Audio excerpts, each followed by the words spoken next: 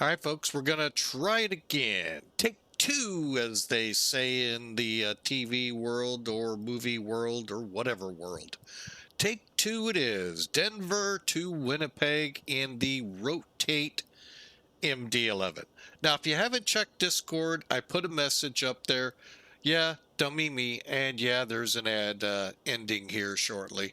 Hang on. Oh, already. Thank you, Saribot, for that. If you want to miss out, subscribe. But folks, we're sitting on the line. The aircraft is ready to go. I've been up and going here since 2:20ish, 20 after the hour. So we're about ready to go. We're actually online, have not gotten a clearance yet. We'll wait on our friends here. Thank you for coming back. We sure appreciate it. I know some of you absolutely love this plane. Kind of on the fence still. I'm not really a huge fan of it, but we fly it because I know a lot of you like it. All right. We'll get into what I believe was the cause, and I'll also, as my message said, again, show what kind of a horrible day I'm having outside of this lovely world of streaming that helps me to decompress. Yeah, I forgot to do something. So I'm glad to have y'all back. In about 12 seconds or so, we should be out of the opening ad break. What's this? Okay. I thought somebody was saying, something's wrong. It's the way the day has been, folks. All right, I'm actually going to, while we're waiting, get in here on my phone. And yeah, folks, as you can tell in the title, yeah, that pretty well kiboshed the 727. Oh, hang on. Echo, echo, echo. There we go. Whoop, too far. All right. So yeah. Welcome in, folks, out of the break. Again, as Saribot said, if you subscribe, the biggest perk in subscribing to any streamer out there, we would love to be one of those any streamers, is ad-free viewing. And that's why I subscribe to the viewers, to the streams I do watch. Not only to just help them out, but sometimes the ads do get ridiculous. And I don't mean that the ads themselves are ridiculous. They just get too many. So I get it. And so enough of that. Again, the MD-11 all set, ready to go. If sorry, folks here on Twitch, I've already gotten rid of that stream. There was no need for it. Hit me up. I'll help you with getting it going if you need troubles. We're ready to roll. All I got to do is close up some doors, pull the chocks, push back after we get a clearance and all from Clarence up in the tower. So, but here's what's in Discord. If you haven't joined our channel, our Discord, if I could spell it right, there we go. You're welcome to. Oh, my mind is so scattered right now. Let me settle down. Okay. What I believe the cause was, and what happened is the sim locked up. This happens, I don't care what sim you're running.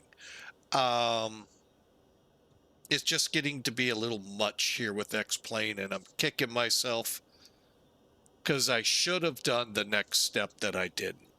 Went in, looked at the log text.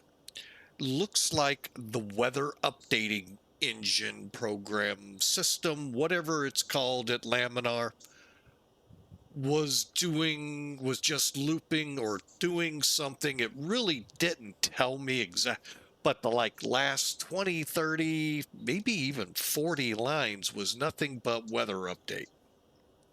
So now a good, astute programmer who actually is an alpha tester and a beta tester for a few things, you know what they're supposed to do is send the text to the developer to say, hey, what caused that?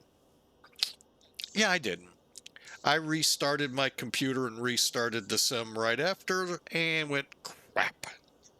So, yeah, you can blame me if your sim locks up for the same reason, because Laminar may have been able to work on it, or they may say, suck it up, Buttercup, and start over and go again.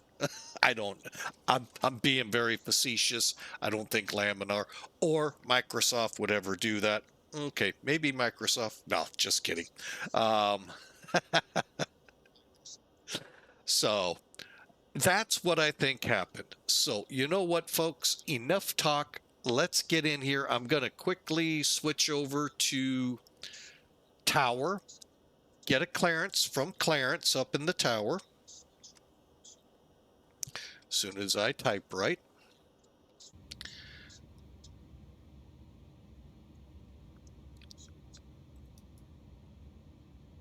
Now, I am going to, on this go around, I'm all programmed for runway 8.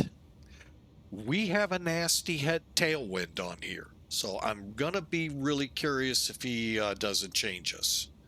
So let's find out. Denver Tower, FedEx 811 Heavy, back with you. Sorry about that, our sim blocked up. Request clearance to Winnipeg as filed. FedEx 811 Heavy, Denver Tower, you should have received a PDC. Check your pilot client. I am not seeing one in my client. I'm looking right at it. I know I had one from before when we dropped off. FedEx 811 Heavy, no worries then. You're cleared to Winnipeg Airport via the Hoth 2 departure. JOBBA transition, then as filed. Climb via the SID. Departure is offline, squawk 3745.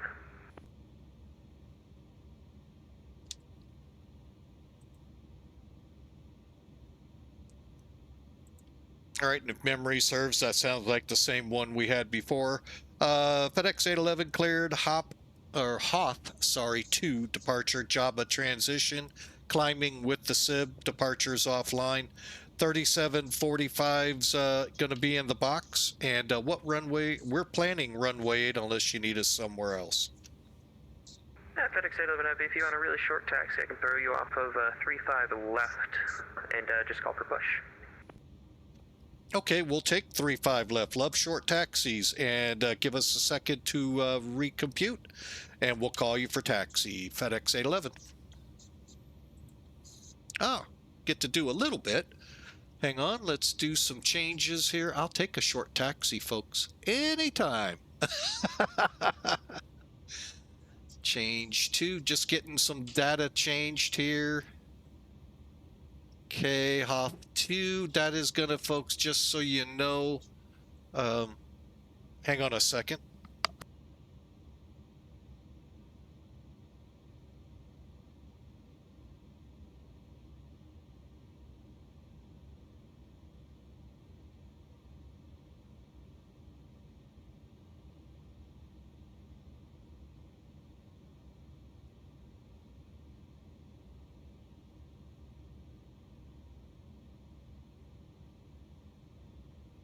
All right, folks, just getting marching orders so I don't infringe on the family time here. Okay, so we need to make some changes here. All right, mainly what's going to happen is we're going to be changing these numbers, but we got to first go in here, click it again, click runway 8, SID, 35 left. Oh, that's the one right up here. Cool. And everything else is the same. Insert. Check it out. Making sure no discontinuities. Okay. Empire 1-1. All right. Empire 1-1, Denver Tower, go ahead. Silly question for you. Are you handling ground as well or no? Yeah, so on VATSIM, it's top down, so I control down, ground, and delivery. Yeah, I kind of figured that. All right, any chance we could pick up a VFR departure to the north? We have Delta. Empire 1-1, say aircraft type. Yes, sir. We're in F-18 Slant Papa. Whoa.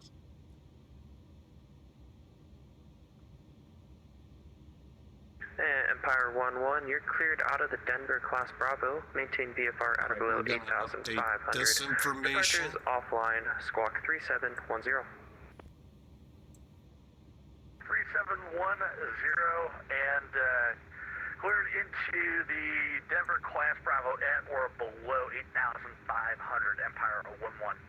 Okay, so 60. I'm just seeing if our Empire 1-1, numbers read back really correct, change. and ready to taxi, you need a minute. Yeah, we're gonna need, give me 2 minutes just to get them up, get the engines fired up. Roger that, call for taxi. We'll give you a holler for taxi, Empire 1-1. Okay, we're, I think, gonna go with these. 135, yeah, we got the same numbers. Anti-ice off, bleeds on. Okay, yeah, we're good. All right, so we got our numbers. We're ready to go, folks. Real quick rundown. 1-1. We'd like to just stay in the pattern if you can allow that. Everything's set up with the APU? Yeah, it's gonna be no worries at all. Much appreciated. And IRSs are Yeah, aligned. we're just waiting for the rest of the squadron to show. Roger. Yeah, they won't be in today. They'll be in, I think they're in on Saturday. Sounds good. And the initial setup, flight plan setup, initial. Okay. Finally, we got our... Confirm you're squawking 3710. Yeah, we got 3710. I'm glad he said that. 3745. Okay, I think we're ready to go, folks. Everything comm-wise is set. Here we go. Better push back. Hopefully we'll not be traveling across the roof.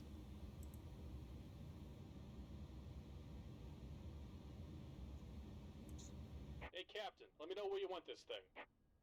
That's too vague of an issue there, dude. I'll keep my comment to myself where I want you to put it. Wouldn't be very Christian of me. Great news, Captain. Your tow's coming.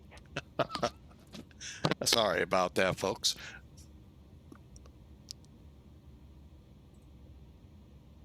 Okay, there he is. So I'm going to come over here, make sure everything's pulled. Close the door.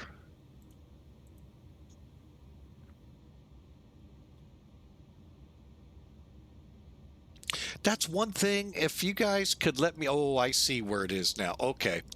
Is there another location on the MD-11s where we can see doors besides right here? I just happened to catch it when we were just finishing.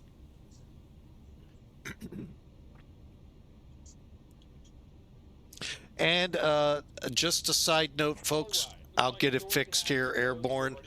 We are not doing the 727 today. We'll try to get to it either tomorrow, Sunday, if Sunday we fly, or next week. Affirmative. Thanks much. And we're going to be ready to taxi here in about 10 seconds. Empire 1-1, roger, and I'm showing you squawking 3701. I need 3710. Oh, 3710. I am so sorry about that. No worries at all. As soon as we get the call.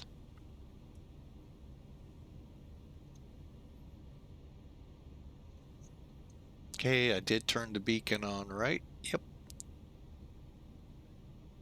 Welcome aboard, Captain. Tow's connected. Bypass pins inserted. Go and kill the parking brake when you're Empire 1-1, we're ready to taxi. Empire 1-1, runway 35 left, taxi via Mike Alpha. Mike and Alpha 235 left, Empire 1-1. Just making sure the chocks are pulled. They are.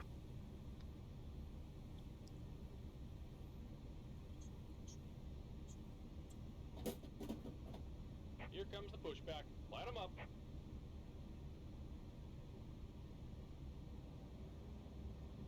All right, my goodness, folks, we're moving.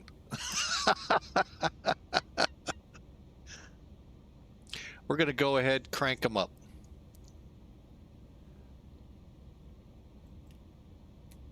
Oh, you can't do that. I skipped a step. That's what I get for not following the checklist. Okay, seatbelts, beacons, emergency lights are all on. Fuel panel set. What we needed to do was come up top here. McDonnell Douglas deal. Click an ignition A or B. We're going to go B. FedEx 811 Heavy, Denver Tower. Go ahead, Denver Tower, FedEx 811. Yeah, FedEx 811 Heavy. The cargo ramp down there is controlled. No worries right now, but next time if you could call for push. Oh, my bad. I thought you said call for taxi. But yeah, we'll call you next time down here.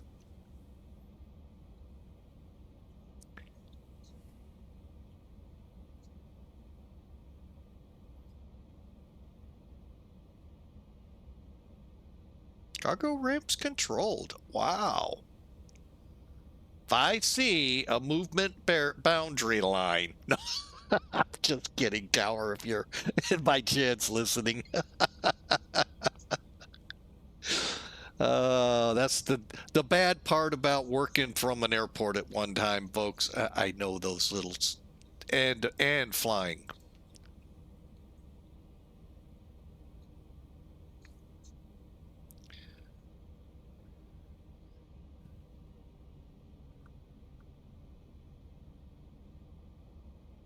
And Empire 1-1, make right close traffic for runway 35 right. Keep the crosswind south of Romeo. Runway 35 left, clear for takeoff. 35 left, clear for takeoff, and we'll make right traffic. That does not look like an F-18, folks. That looks like 727, maybe? That is one thing I do miss from Squawk Box. It at least did a fair job with the model matching. And we're disconnecting the tow. Give me just a moment. I would have swore he said when I will call for taxi. Doggone it. I do hate when I screw up. Okay, let's get number 1. Same thing, you just get that up arrow, click on that one, and we'll go ahead and get him away.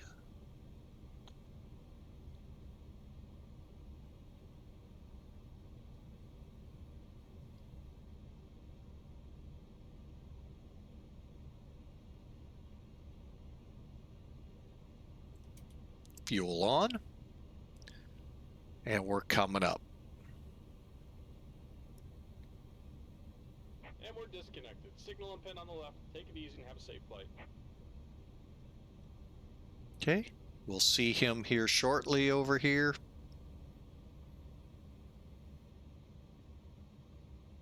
Okay, and then he's gonna actually get out of the little buggy there and show us the pin. Z, plural. But usually it's just, I think, the nose wheel. All right, there they are. And let's see, are we spun up?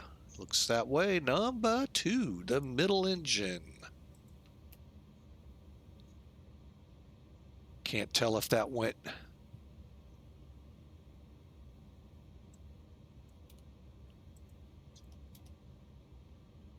My bad. I turned number 2 on, not number 1.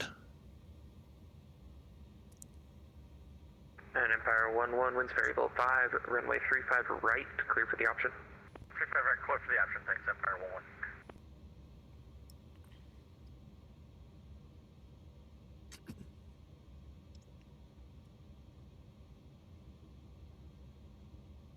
1-1. All right, now let's get number 2 going.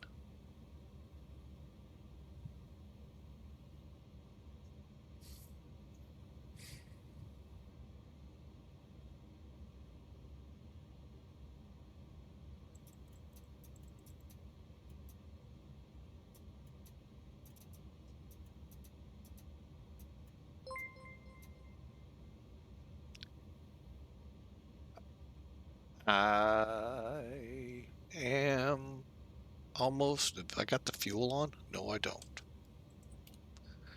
All right.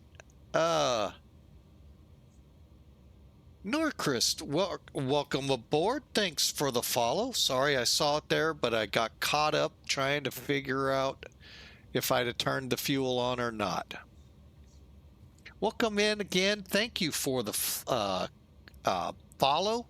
there, Norchrist, and hope you have a great day, and I hope we see you more often here on Flying with Mike. Okay, we got the engines fired up. Empire 1-1, did you give me the right side or the left side? I'm so sorry.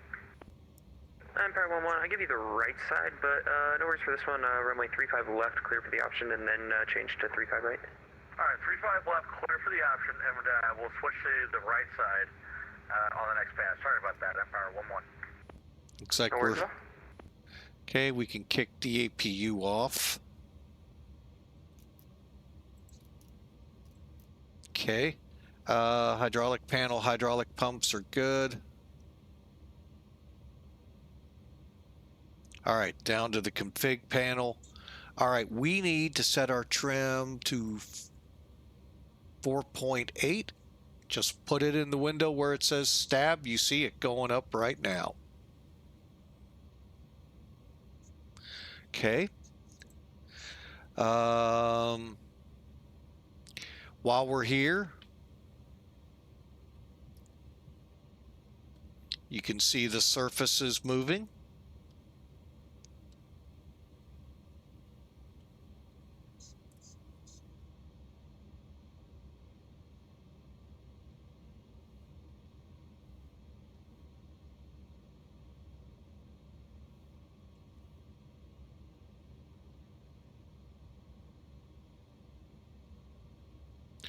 Okay, now we'll go to the engine page.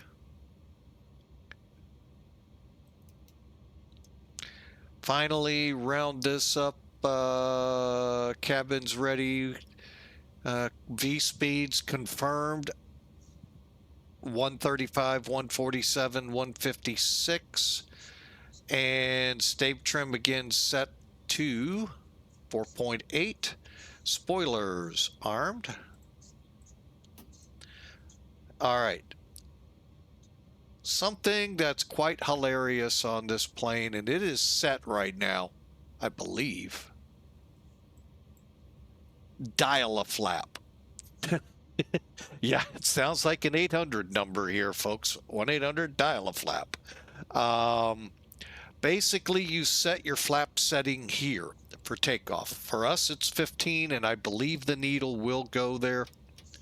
And then set your flaps. We'll see where it trues out over here. It's set for 15. And you get the numbers here, slats and flaps. So, theoretically, we're good. And Denver Tower, FedEx 811 Heavy, we're ready to taxi for 35 left.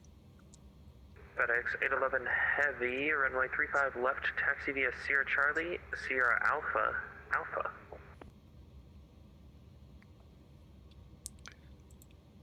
Okay, Sierra Charlie, Sierra Alpha, 235 left, FedEx 811. And Empire 1-1, runway 5 right, clear for the option. 35 right, clear for the option, Empire 1-1.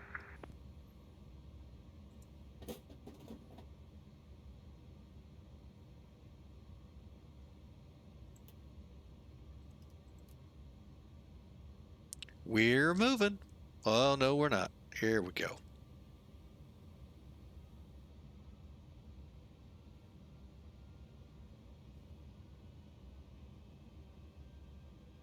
Where's that Empire? Ah, there he is.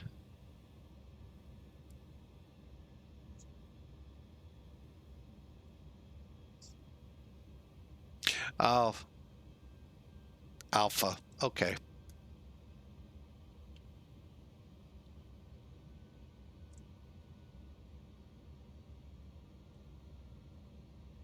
I'd really love to see Denver to see if it, I mean, it's going to be hilly, obviously, in the foot range of the Rocky Mountains. But is the ramps like this?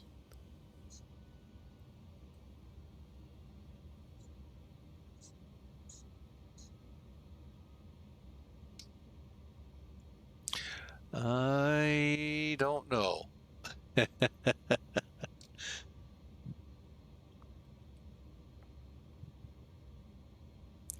I think we'll go with the answer. Yeah, I didn't see a movement line, so.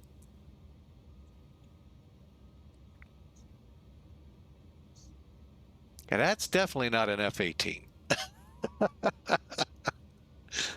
I always love the model matching. Anyway, folks, welcome aboard. We're getting ready to go to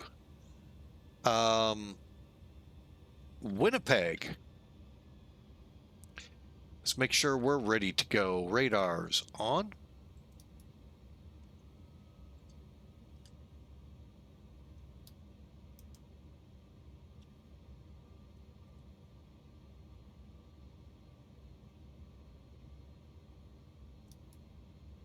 Okay. Looks good. Over here, we'll get the FedEx 811 Heavy, RNAV CAS, runway 35 left, clear for takeoff. what is it? All right, FedEx 811 Heavy cleared for takeoff. 35 left, RNAV to CAS.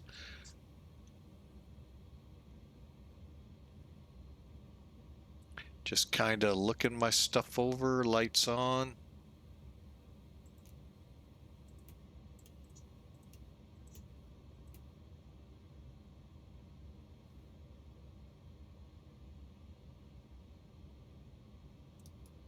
And Empire 11, runway 35 right, clear for the option. 35 right, clear for the option, Empire 11, and we've got that traffic in sight that's rolling. Empire 11, roger.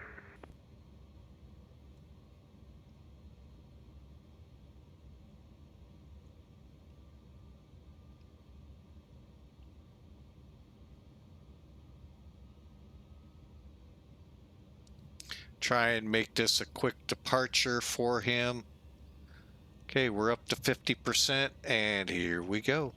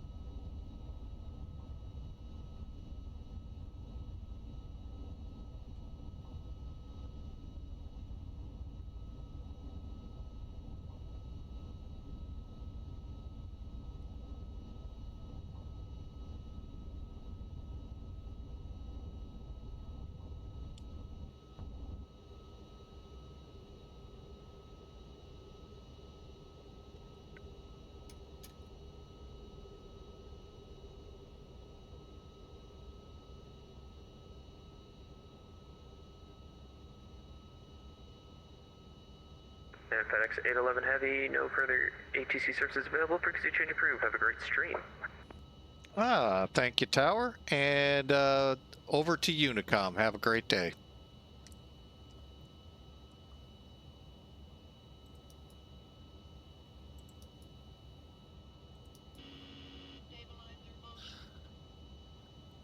Intentional aircraft Denver departure, ATIS Echo now current, wind 0406, altimeter 3025.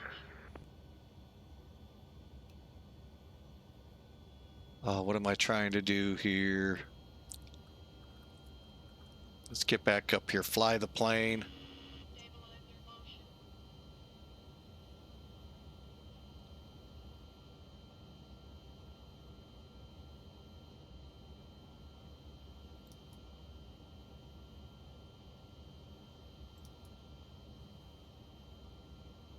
Tower, Empire 11. Any chance we could switch back to 35 left? We're going to make this one a full stop.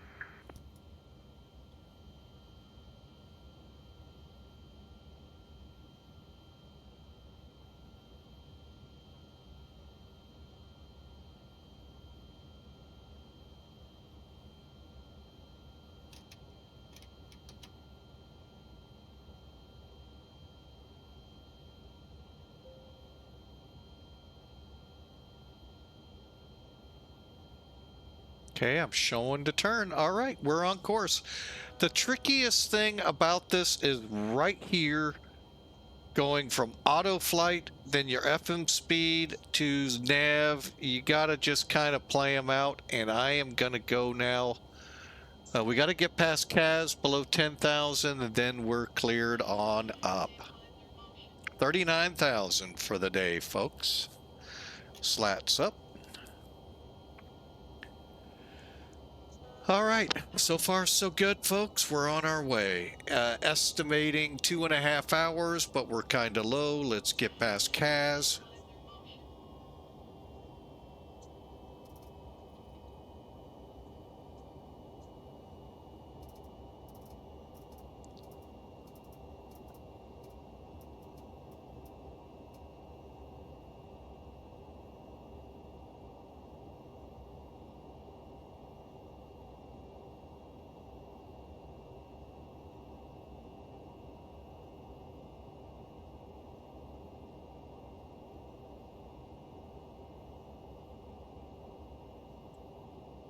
Welcome aboard, folks.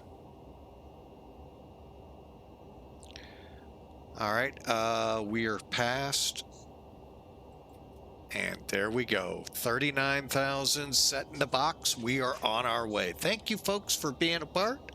Thank you again for the follow. No, Chris. I know Chris would be close.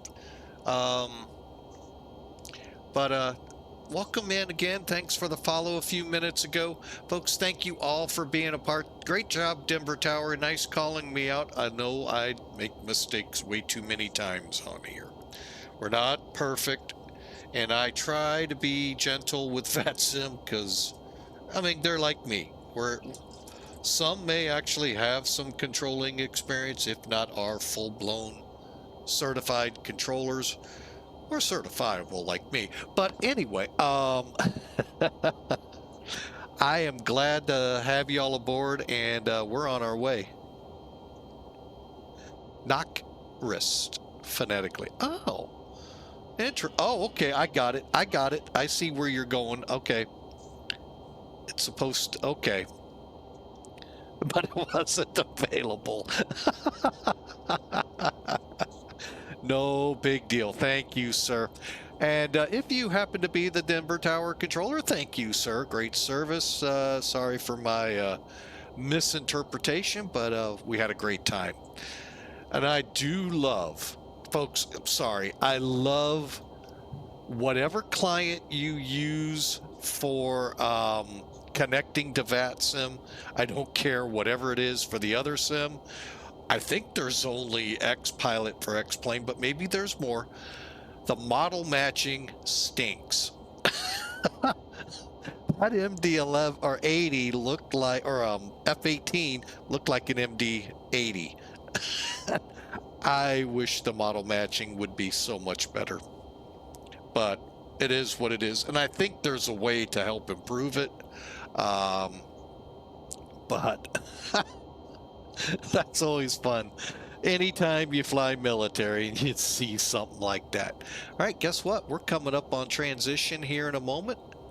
Also, folks, if you ever get the chance, one of the few things I love about MD-11s and DC-10s, I got to see them in the KC-10 version at the airport I worked at, is the initial climb. Boy, when they get that plane up, once positive rate, they just crank it and it looks like a rocket. I was out doing a perimeter patrol. Good Lord, this was maybe 20 years ago. One of the, was it a KC-10 or was it an MD-11? They both do the same type of climb. They took off. I was maybe 5 miles, 4 miles from the airport at one of the off-site checks we had to do. And that thing took off, and I swear it just was climbing almost straight up as the gear was coming up. It was like a rocket. That's one of the few things I do love about this plane, is that climb. Thankfully, it doesn't do the same thing Oh, so the only uncontrolled area is the GA ramps. Huh. For a second, well, if you go by my scenery, technically when I rolled up onto, what is that, Mike? To cross over to the runway, Lima, I saw the boundary line, the movement area boundary line. But again, hey, no problem. I kind of thought they would have been non-controlled, but then again, you know, when in doubt, folks, always call for pushbacks. Worst thing they're going to say is, call me for taxi. That happened to me in New Orleans. You're in a non-movement area. Ah, and I was like, really? That's the first time I ever saw a terminal in a non-movement area. Yeah, it was. And there were the lines on the X-plane scenery. I was like, wow. Okay. So, yeah. I'm glad you called me on that. Thank you, sir. Learned something. I'm just going to, my old general rule, ready to push back, call for it.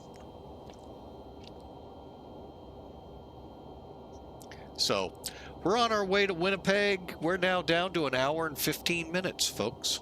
That's what you get when you get up into the better winds. Like right now, 36, albeit somewhat crosswind. We're picking up some pretty good ground speed here, 507. So we're moving across the ground here, folks. Learned something new. That's the cool thing about VATSIM.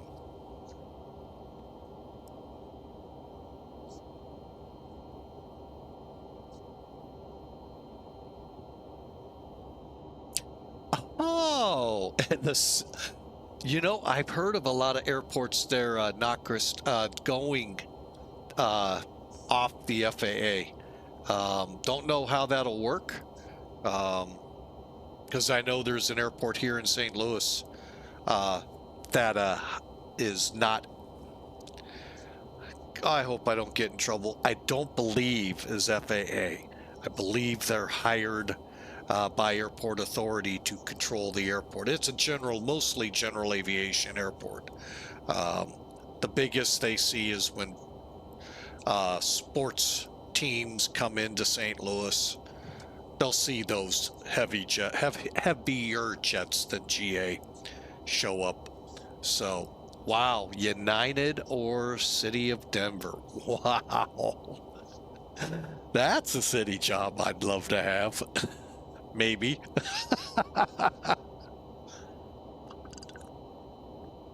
Wow.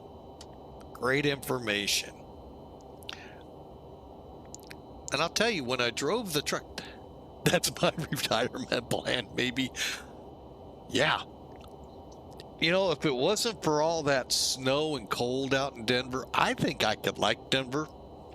Don't get me wrong, it's cold, not as snowy here, but in St. Louis, but I could take that, yeah. Controlling aircraft on the ground, it could be a nightmare. Oh, see there, you snowboard, you're gonna love it. Yep. Oh yeah, if you're into the winter stuff, yeah, Denver, all of that out there. I did about 2 months in Alliance, Nebraska in the winter. Oh my gosh. Yikes, it was cold. But it was actually, I could probably enjoy living there. Middle of nowhere, but I could kind of enjoy living there. So I will be right back, folks. Our first officer has risen from her beauty sleeping nap at 6 months, almost 7-month-old, and she has entered the cockpit area. Stand by.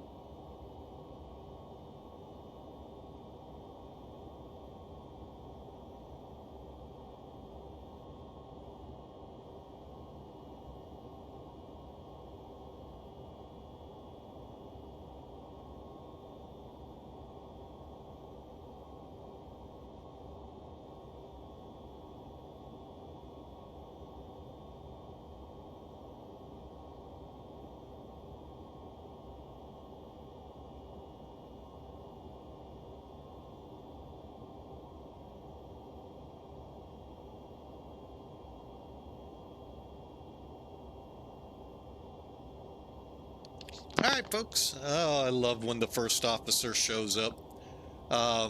If I could turn a camera on, being that she's 6 months old, folks, 7 months old, that's why I'm hesitant not to. Plus,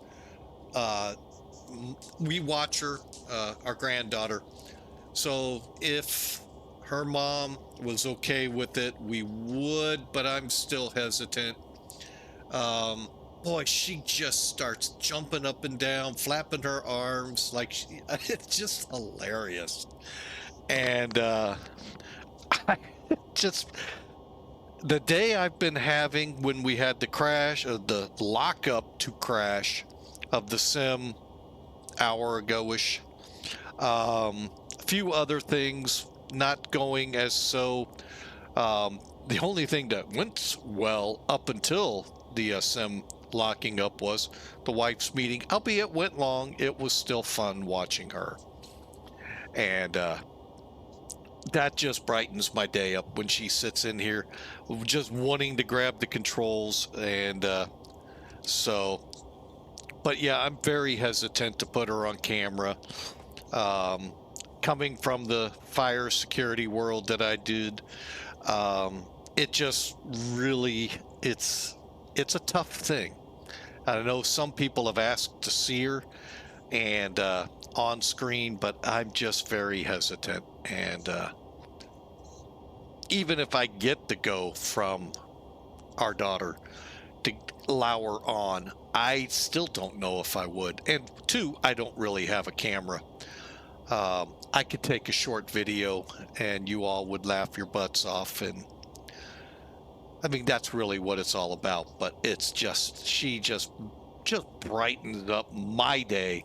So I would assume other people's as well.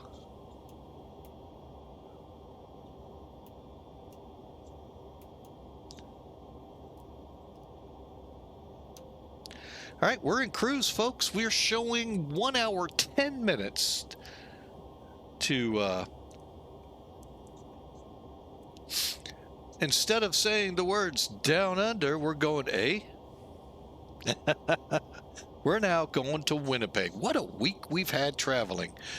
We've been over in Europe yesterday. We were over in Australia the day before. And we even came out of Mickey World to start off the week. So just been a fun week, folks. I'm glad we're able to get at least one flight in today. 2 flights were not able to be flown this week.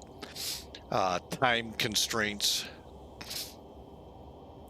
Just like the 727 flight. I hope to get to it, but we'll kind of play it by ear and see what happens. So let me get out here and let you all see it. I've heard wonderful ratings on the Mango sounds for this plane. Thinking about it. I'm just I don't like improving something that's not broken. But great control out of Denver today. Great control yesterday with all the controllers we had. Well, no, we only had Italy, and he went offline on us. Must be something in me. But just a great week. And thanks to all of you for flying with us. We appreciate it. And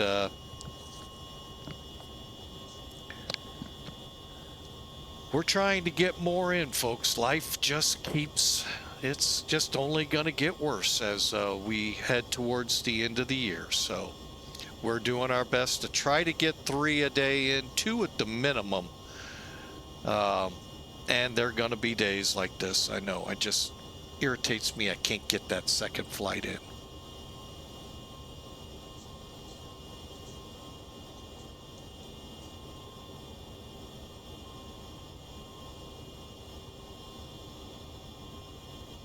Speaking of that, I need to update.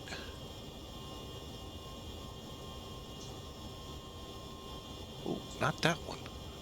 Oh, I did click the wrong one.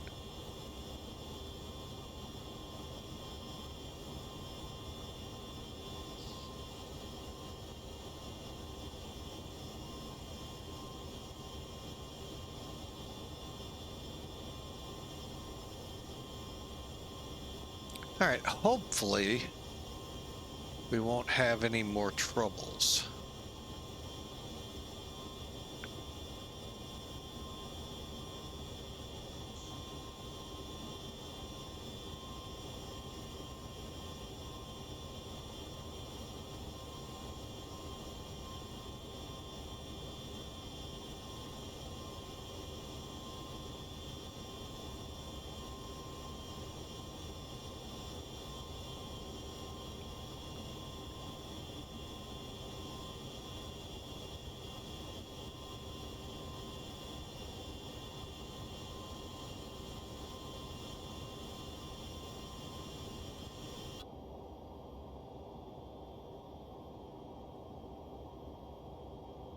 Speaking of Alliance, Nebraska. Hang on. We're in that vicinity. Not sure what it looks like at 39,000 feet. Not sure what Scottsbluff looked like.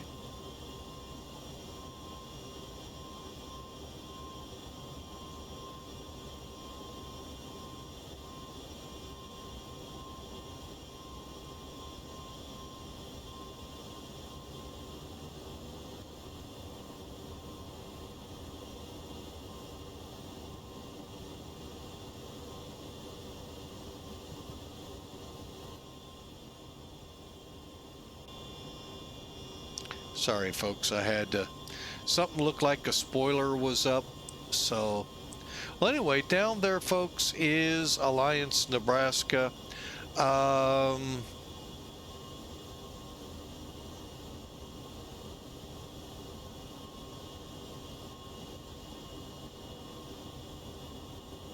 Actually has an airport. That's what I'm kind of looking for.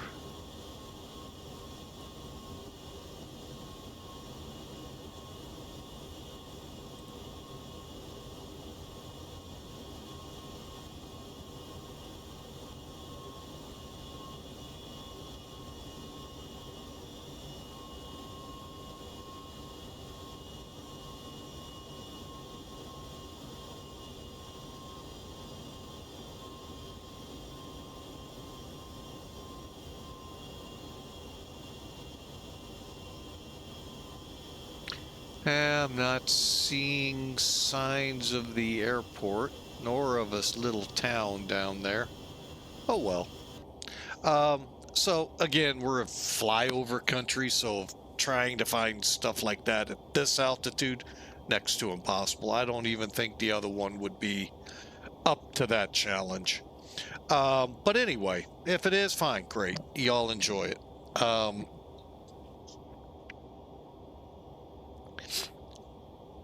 But yeah, I did about 2 months there with the railroad.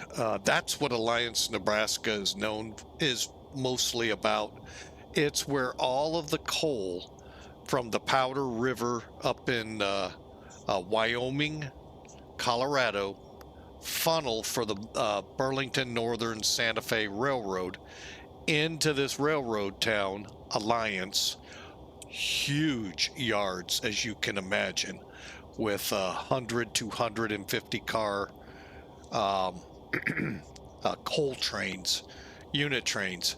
And from there, they're inspected, the cars, made sure everything's right, and then sent on their way east, and eventually south and east. Same thing happens on the other side of the mountains, where they'll funnel into a town, same thing, and then they'll go. Back then, and probably the rules are still the same, about 1,500 miles, the trains would run before they come into another inspection area. They may get fuel, but then they'll be inspected and on they go, or they've made delivery already. Really a fascinating, it was a learning experience, undeniable. So really enjoyed. Just a shame the massive uptick in jobs in the railroad in 2008 turned in October, November to a massive layoff. So it is what it is. Now, I could have hung with the railroad, gone through the layoff, came back up, and it's not bad taste in me towards the railroad. It's probably me not knowing what to ask, because these people, and that's one thing sometimes I'm not a huge fan of unions about, they're not forthcoming in helping you either. So that was where some of my problems came with the railroad. But anyway, great time, great job. Folks, if you see a job open for the railroad and you're thinking about it, just realize, be very conscious of safety. That is what the railroad is today. Very safety conscious. Both sides of the house realize, without either one, there is no railroad. Without the employees, there are no railroad cars to be switched or moved. Without management, you don't have a job. So that symbiotic was working up until this latest class warfare run with what's going on with all the union jobs striking and all of that, because they want all of this money. So I don't know. I don't know the good or bad. I'm not involved in it, so I kind of stay out of it. There's a lot more dynamics in play than what you think a lot of times. But I will tell you, as a trucker, I hated union docks. Oh, they were sometimes the worst to pull up to. So, but whatever. I'm not getting into that here. It's not what this channel's about. It's about trying to uplift, try to relax, enjoy, take a breather from whatever you're going through this week. And we're all stressed in some way, and that's what we try to alleviate here as best we can. And hopefully the soothing sounds of an MD-11 to those that love this plane helps you out. So we got up on the timer there about an hour to go. So enjoy the flight.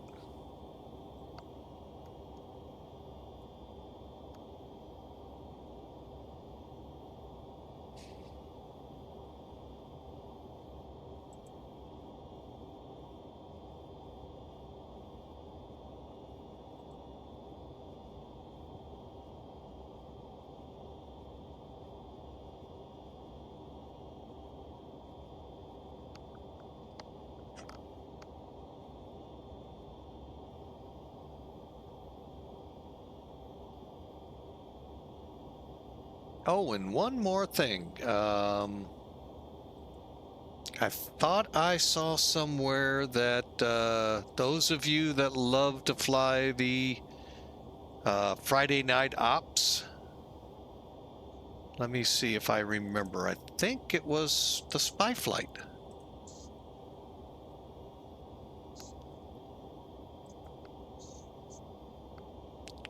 Made mention of it today.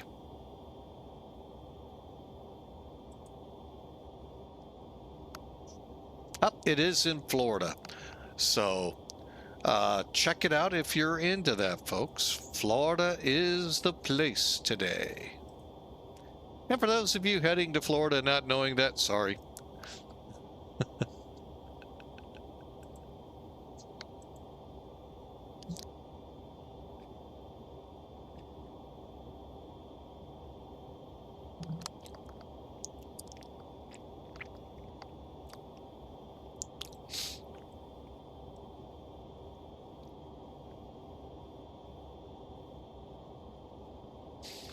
I really think all three of my granddaughters got me sick, or that is getting into me, and hopefully it's no worse than what I'm going through.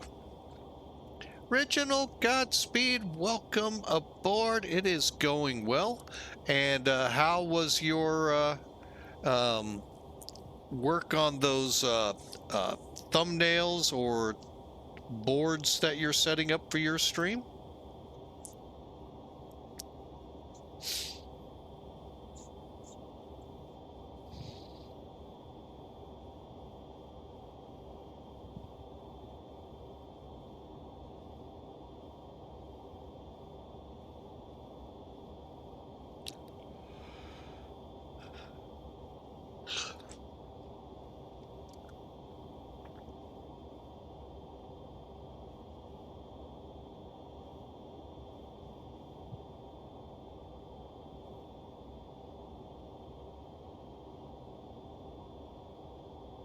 Good deal, good deal. I'm glad to hear everything went good.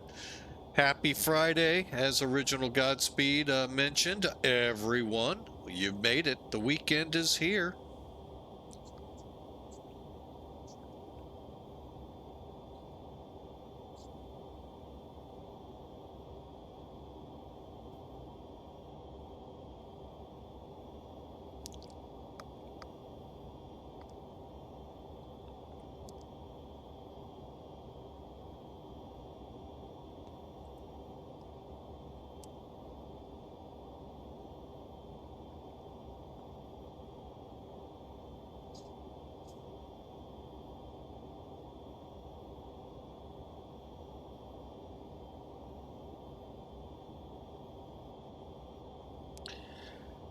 Yep, there's one I may have to look into, and that is the A300. Albeit the only A300 available for X-Plane 12 is a freighter version, so I may have to look to X-Plane 11, because I believe that's where the passenger version was.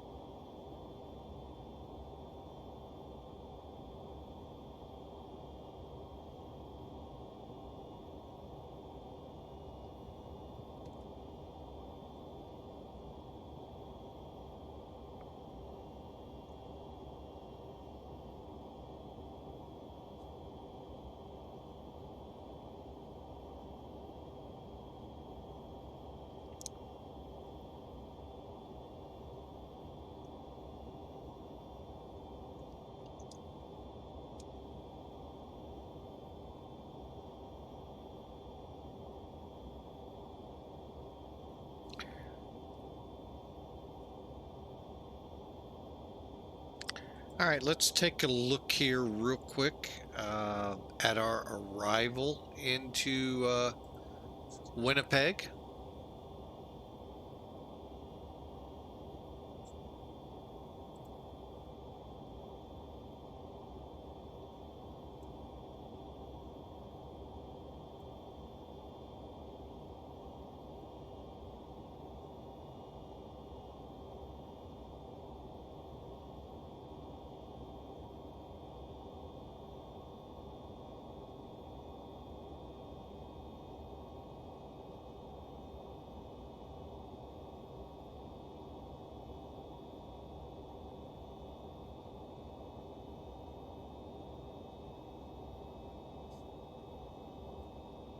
All right, sorry about that, folks. Just reading a message over on our Discord channel.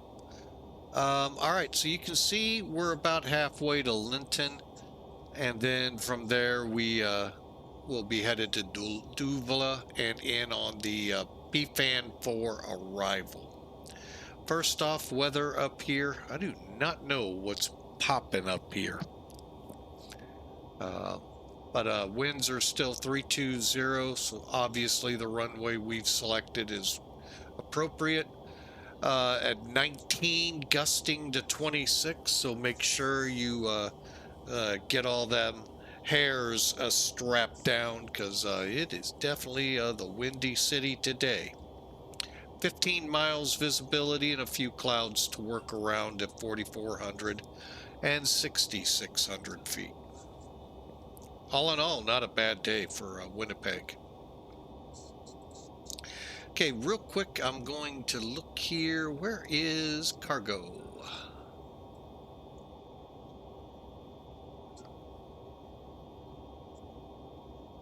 Well, that is just not helping. All right, well, okay, so here's the BFAN 4. BFAN 4. So from DUVLA, we got about 59 miles to BFAN. Now we're landing 3-1, so we'll need to be between 9 and 13,000. Then you can follow the line all the way around. Now due true, where we'll be no faster than 210, we're going to join the ILS for runway 31. Yes, it says we go on. It could be because of traffic that you may loop around to come onto it. But we're not expecting heavy traffic. All right, here's the chart for Winnipeg's 3-1 ILS Zulu. Across the very top here are the frequencies we could encounter. Now, the localizer is automatically set in the plane, but we'll verify it's 110.3 on the RadNav page. 315 is the heading or the course, and we'll verify that as well.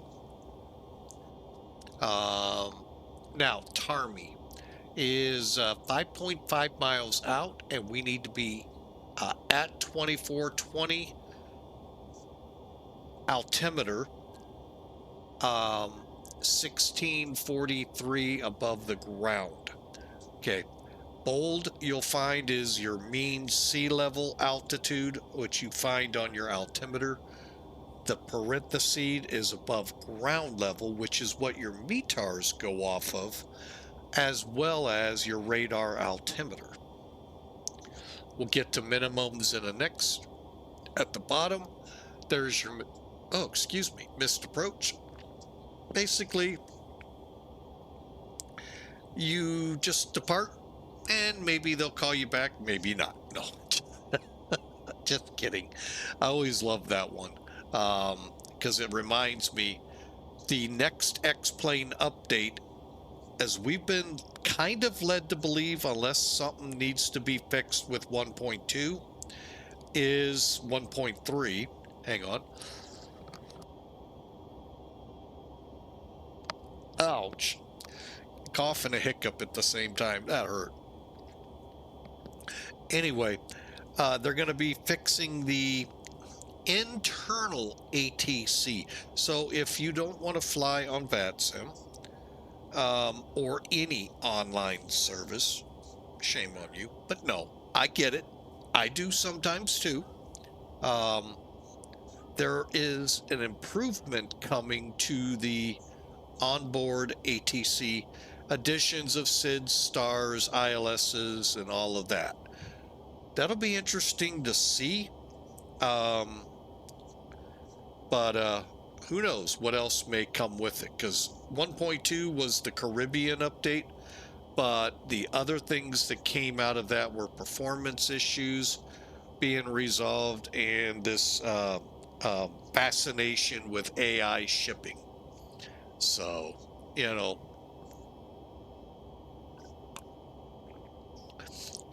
so I had to turn that off. Just was hurting my frame rates just a little bit too much. Anyway, so that's what's coming. Also, still to come is the weather and radar updates. Weather, I can kind of understand. The radar, they're actually videos out of what their plans are. And this isn't payware stuff, folks. Payware folks will have now the ability to follow suit. This is the default aircraft being able to use all the radar controls from gain to turbulence or vertical scanning, or what real pilots, which I've never worked with it as a private pilot, never had a radar. This is all new to me. When I try to work these radar gizmos down here, it's all gizmos to me, folks. Just don't feed them after midnight, because they'll be real bad gremlin monsters. So it'll be fun to learn that. So looking forward to that. So, and anyway, so that ATC update, that's what this reminds me of. Okay, we're just gonna shove you on. Yeah, you're up by Calgary. Go ahead, turn around, come back.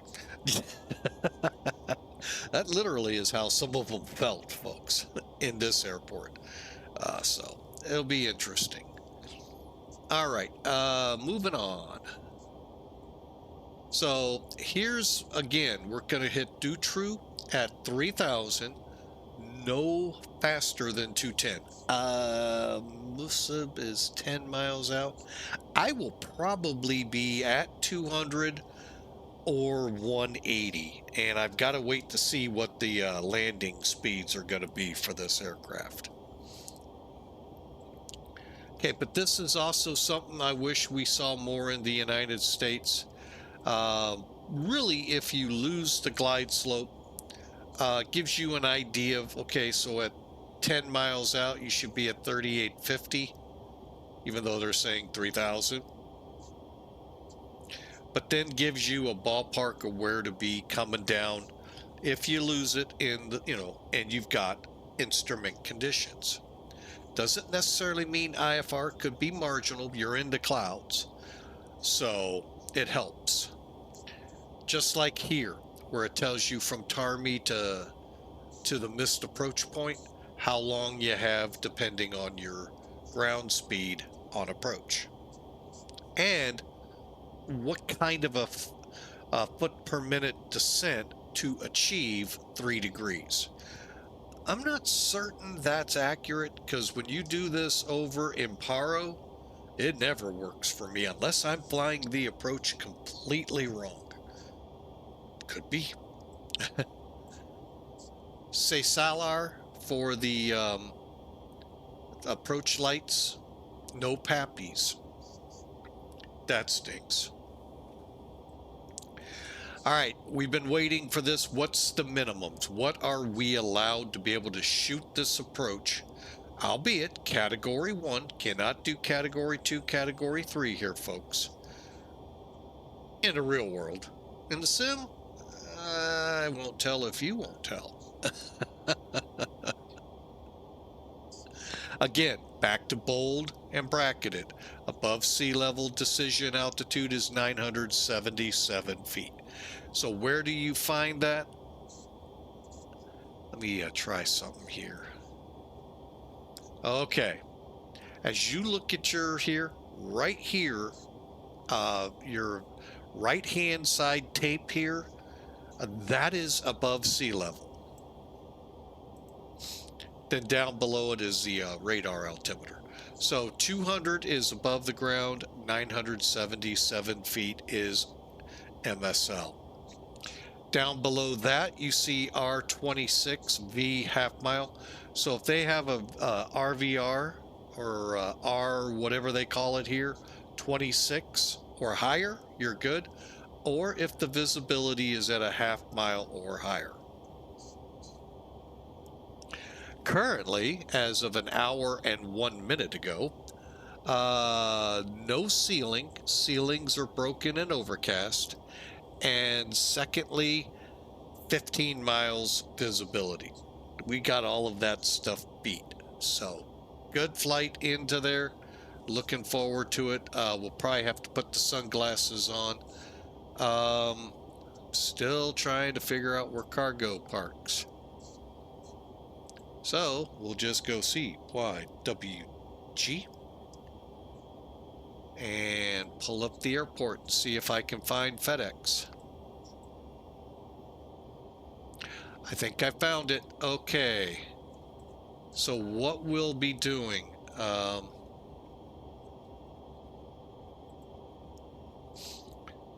found it. So basically, wherever we come off here, if I do this right, either way, it's a long taxi. Either way.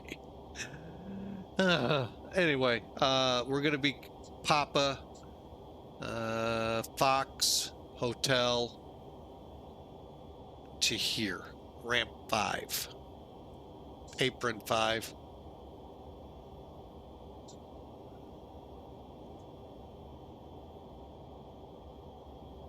And it sounds like my airplane's too big for it. Reading the chart. That is it, right?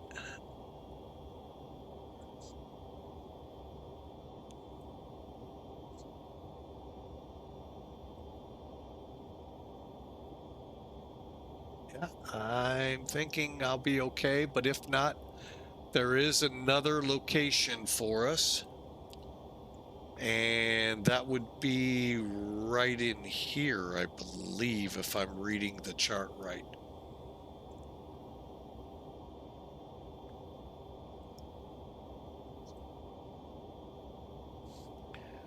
Wow.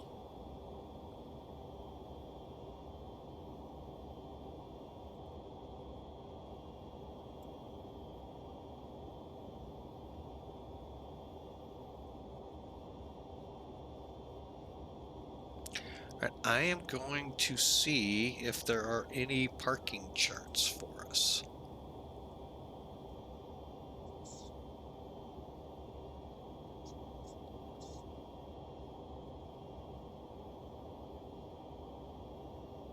Of course not.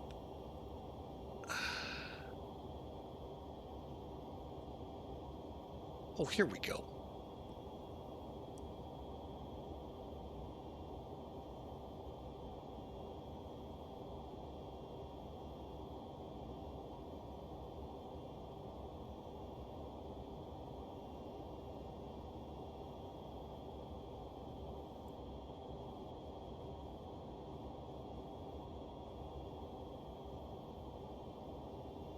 Okay, we do have something, so I'll just do that. And we'll hope for the best. All right, let's get into this. We should be getting close.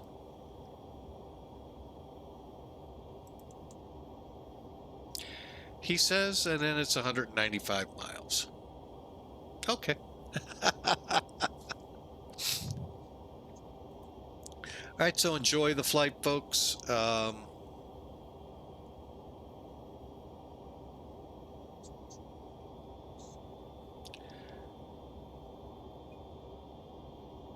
And we should be there in about 30 minutes or so.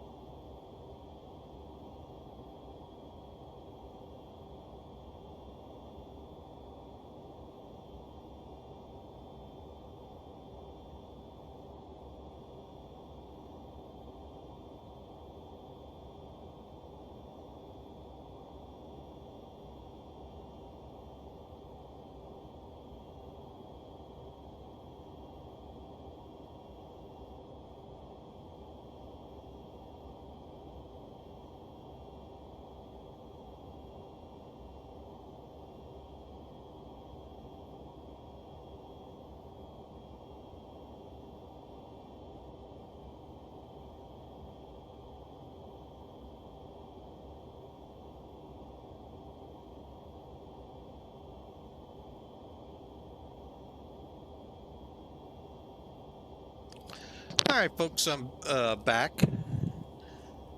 We are just about over LINTN.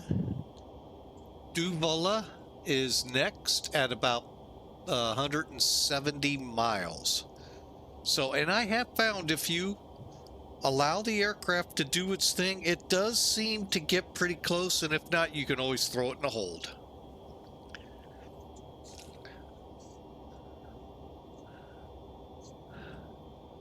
All right, right now we're about 142 miles out. So from top of descent, that's right here, folks. You can see it on this Icon cruise. So hope you enjoy.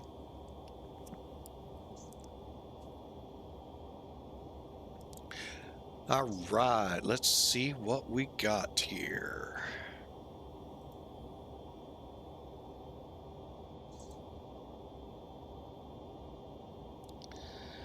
Looks like a great crowd forming for the arrival. Now, earlier we were saying there might be chance of a 727 run out of Sioux City. Right now, I have to cancel it. Things just between the wife's meeting, which got done a little late, got us a little later going than planned, which is fine. The sim locked up on us. That's where the real hang-up came in. And I eventually had to just terminate the stream.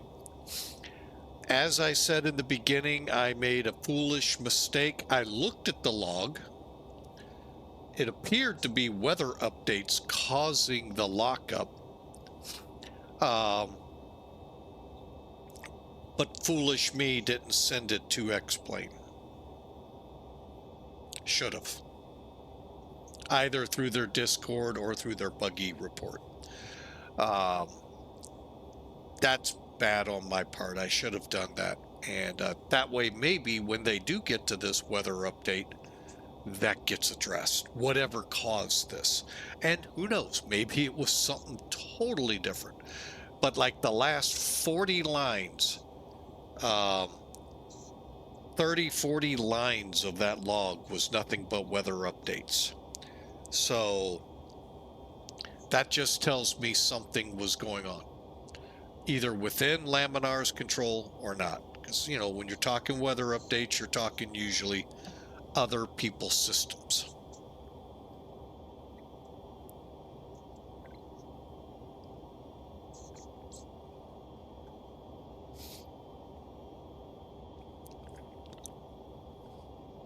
And I'll just say this. Now, I'm not sure about the Microsoft side of the house, but I do know, I'm pretty sure I should say, that prior to me going to X-Plane in 2020, anytime the sim crashed, anytime it hiccuped like that and I had to shut it down or whatever, there was no log that I know of that I could have gone to in FSX, Century of Flight, and so forth. The fact that it's there, I like.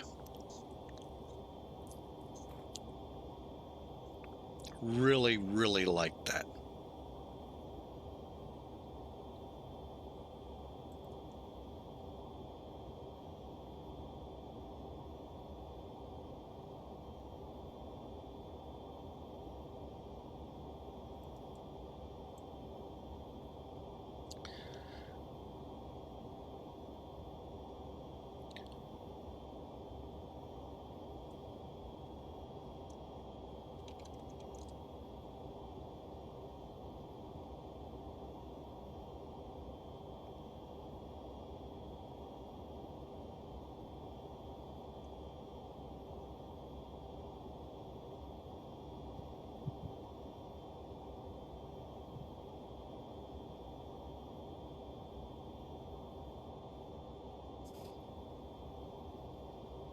Now, if you head over to the YouTube channel, folks, I'm getting very close to going ahead and monetizing.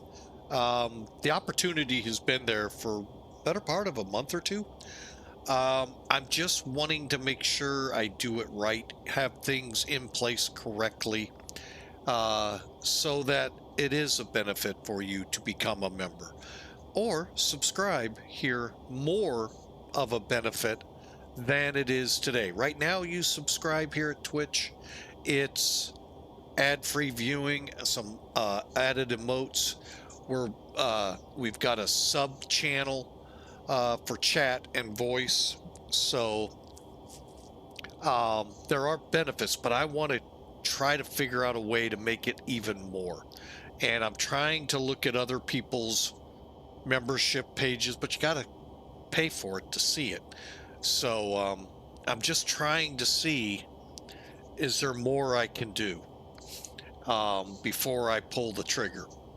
So, because I've always felt behind the gun as an affiliate, I want to be completely on track when we go monetized to YouTube. We've got a great subscriber base there. Now, granted, subscribing in YouTube's different than subscribing in Twitch. Subscribing in YouTube would be analogous, equal to following here in Twitch. So, little difference there. Becoming a member is like becoming a subscriber here in Twitch. So, and the other big thing I'm wanting to also do at the same time is to begin dual streaming, meaning we'll be streaming on Twitch and on YouTube all at the same time, instead of what I'm doing right now, streaming to Twitch, at the end of the stream uploading that video that I produced to YouTube. So you're not catching it live. So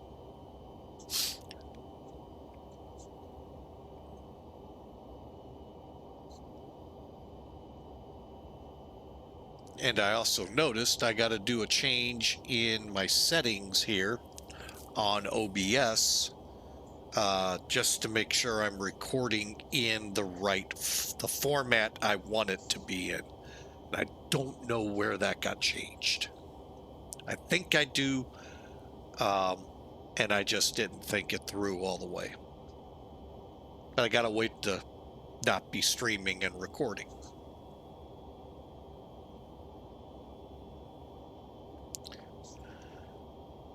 All right.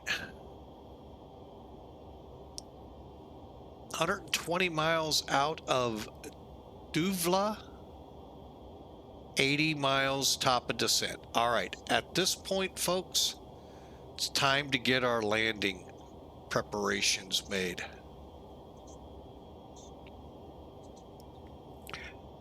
Okay, so what we do, okay, as we come out of the break again, subscribing here in Twitch, ad-free viewing is, if the ads are too much for you, my apologies. Not only do they help Twitch, but they also help support the streamers, so the streamer here. So that's unfortunate, but we'd appreciate if you did subscribe, and thank you ahead of time. All right, we're going to be setting up for the descent now. This will be fun, to say the least. Let's just put that there. Okay, so we're going to go to takeoff. For the most part, this is all filled in for you. So it is telling us flaps 35, 153 for our approach speed, landing at approximately 148.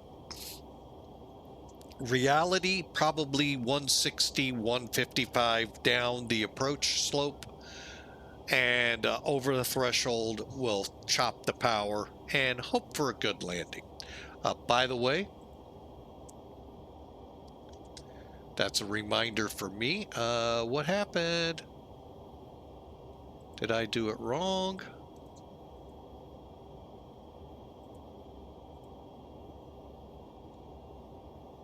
I did. Let me try that again.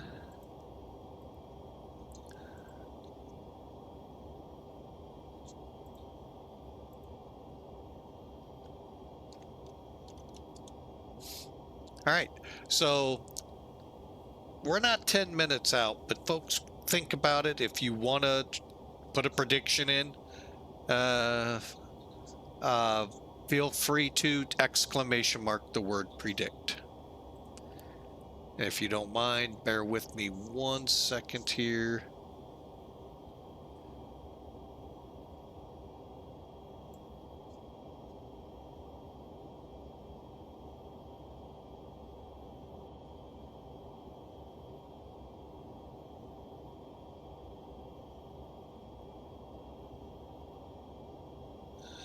Saw a typo. Sorry.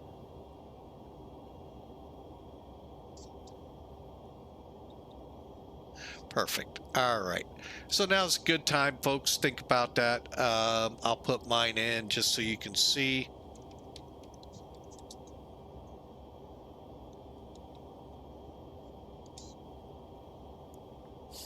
So it's again exclamation mark predict space negative number. You got to put that minus sign in there. All right, so the length of the runway is 8,800 feet. True, false? True. 153, 148. Okay, that's all set, fine and dandy. 52 miles out.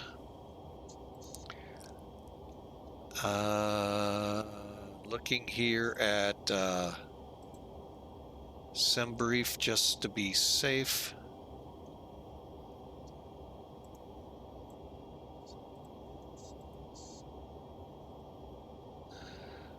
How much runway?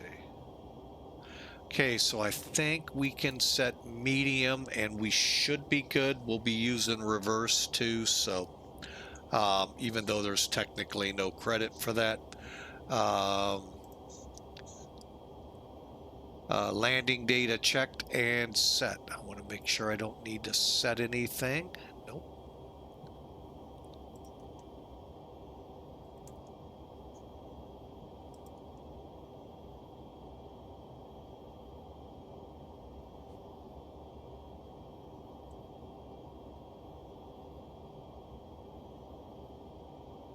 Okay, transition is 18,000. Okay. All right, folks, we are ready for descent. Descent is now 40 miles out. I hope you're ready.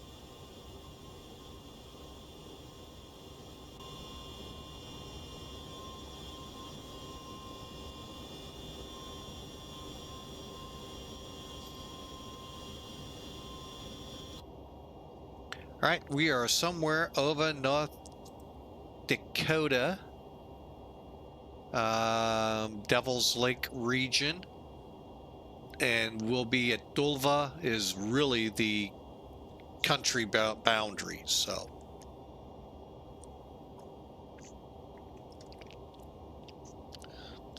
all right, initial descent will be to 9,000.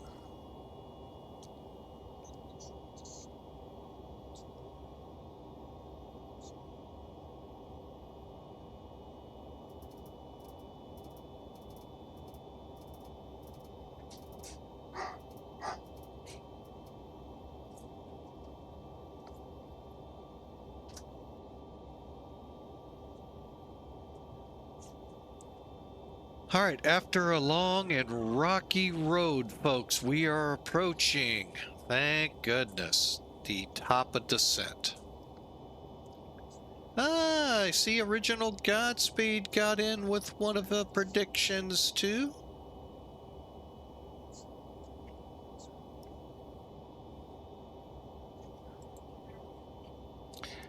But in Usuk, welcome, sir. Also in with a guest. Thank you for support, folks. We appreciate it.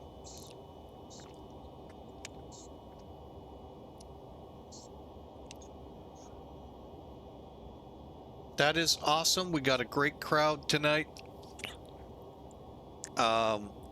Seeing how bad I do this landing, I guess, huh? All right, one more check. We got the auto brake set to medium. All right, coming up on top of descent now, 20 mile out. And decision height, we're going with 200 above the ground. And we'll begin our descent here shortly, folks. Really bright out today. I guess I could put the sunglasses on. That kind of helped.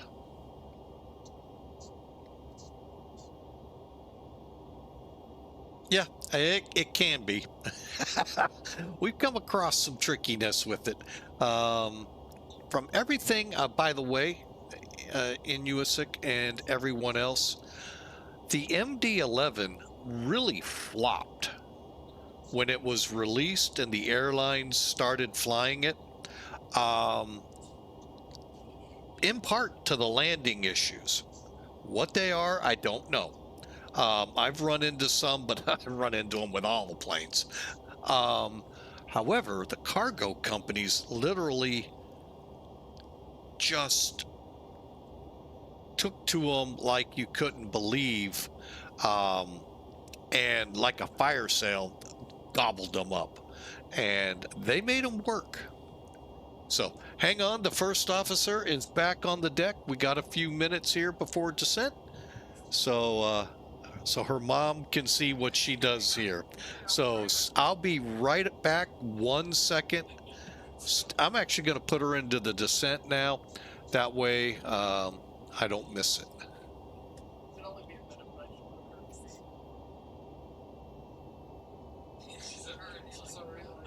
There we go.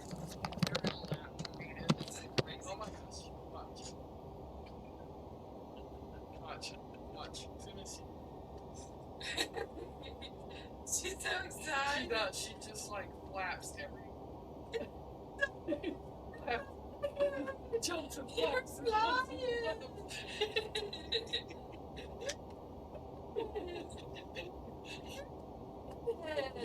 She's so excited.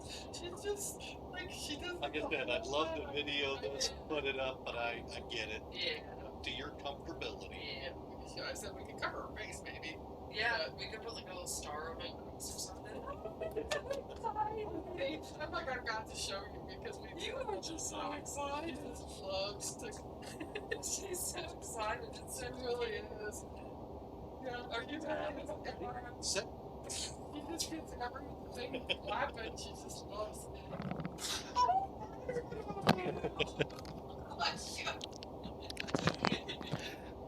Well, you all got to hear it. I somehow forgot to mute the mic. That's okay. But anyway, yeah, as you heard, I would love to video this. Maybe putting a circle shading out her face or something. But with the fact of her being 6 months old, that's where my hesitancy come in, and it's just hilarious. As soon as she sits on my lap, she is just jumping all over the place, folks, flapping. Now granted, reaching for the flight sticks and the throttle, but I mean, she's so far back she'll never reach them. But it's great. It is truly great to see. Like I said, I could be having a really bad day. Sit her right here in front of me with the flight sim, and she goes berserk. It's hilarious. So just awesome. So we are descending to flight level, 9,000. We'll be planning the ILS Zulu to runway 31. It's an 8,800 foot runway, an extremely, well, not extremely, but a long taxi to the cargo area. Sometimes I think maybe I should land on the more north-south runway. It's longer, but this is where, SimBrief said, I'm not going to guarantee SimBrief's right, but we'll go for it.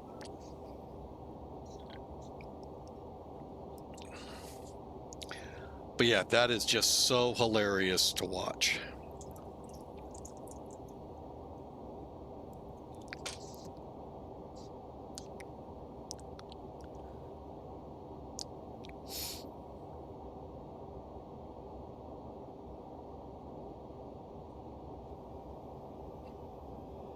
But I don't know why my little 6-month-old, when she gets on out there in front of a controller scope, she goes, shh. No. Just kidding. Oh boy, she really loves when she gets behind the flight sim here.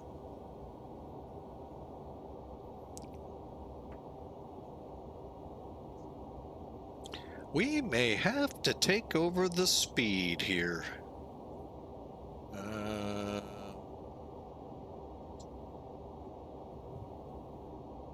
Kind of watch this speed up here. I don't like getting too much faster than this, only because it's a bear to slow down sometimes.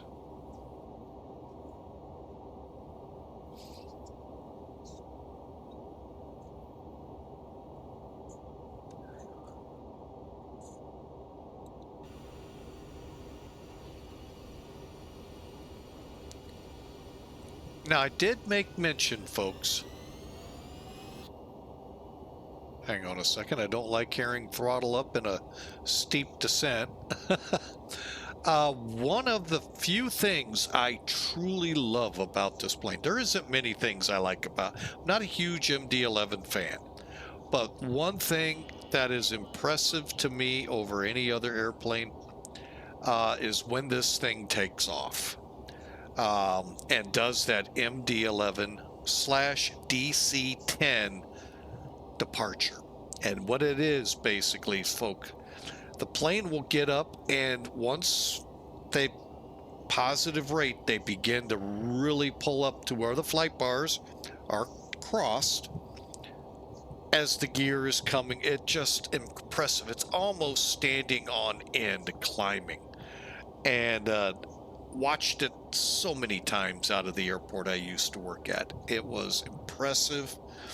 The only DC-10 climbs I saw were KC-10s, and still just literally like a rocket. Not saying it was super fast, it was just super steep in the climb, and that was pretty cool. Welcome to Canada. So, but as I was saying before our first officer came in, the airlines, the pilots were just, I'm guessing this tricky landing thing with it, they had a lot of troubles with it, and eventually the airlines got rid of them, and the cargo companies were given like, it was literally like a fire sale. Just unbelievable discounts on these aircraft that were not being used, and they gobbled them up, and then they went to work, and well, history was made, and that's where the cargo planes excelled with the MD-11s. They converted them into cargo, and whatever quirks or whatever was the problem for the airlines, those pilots worked out and became one big workhorse for the cargo companies. FedEx, obviously, UPS, some of the biggest customers. So,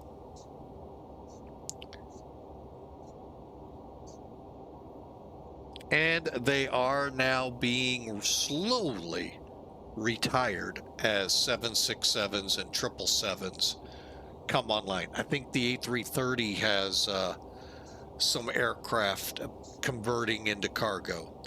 So they're coming. A350, I heard rumor there could be, or a 787.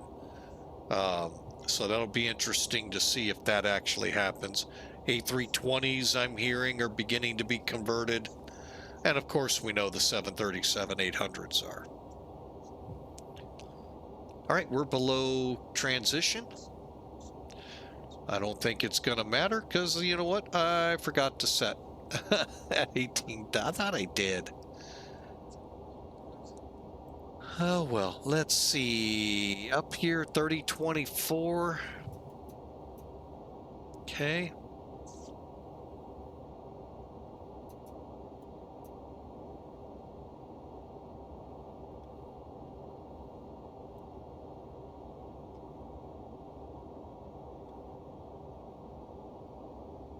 Okay, now I'll bring the yoke back on final approach.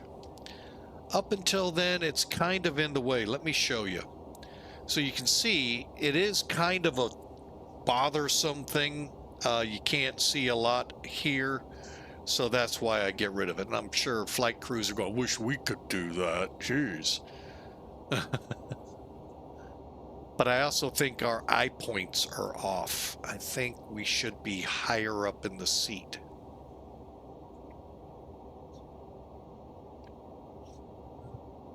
See what I mean?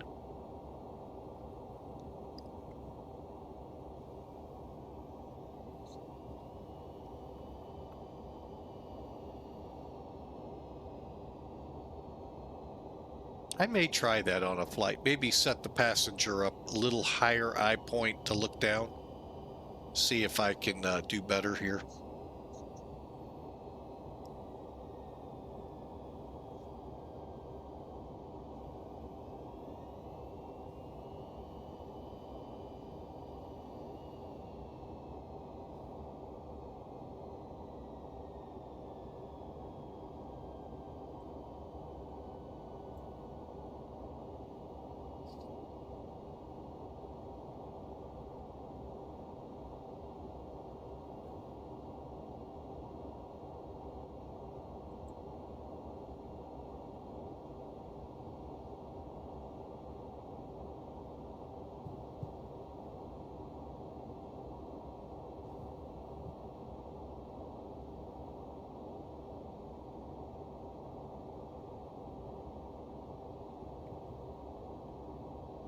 Actually, I don't think that's all that bad right there.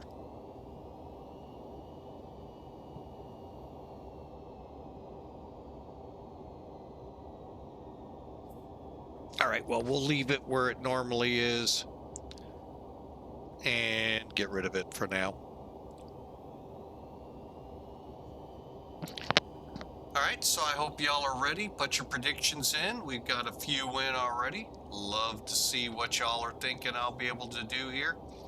I'll be honest. We'll do the best we can. All right, we are beginning our slowdown. I'm going to go ahead and help it out with the speed brake.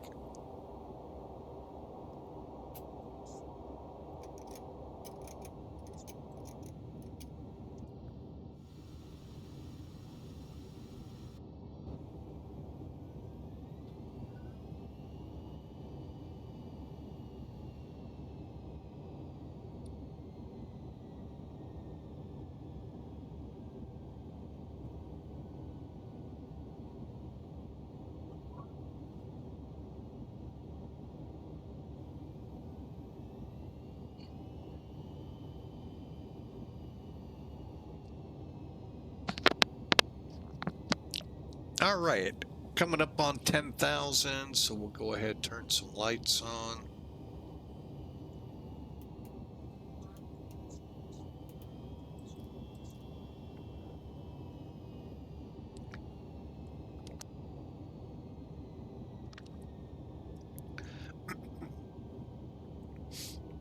And we'll begin setting it up. It is just sometimes hard to get this thing to slow down. It's doing a pretty good job. We're now within the range for BFAN. So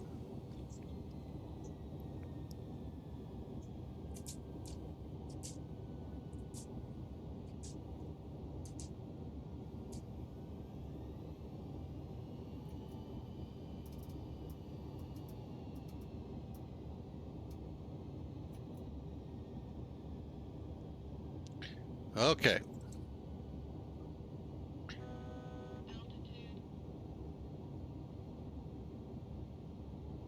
Here we come. We're now below 250, which is good, finally.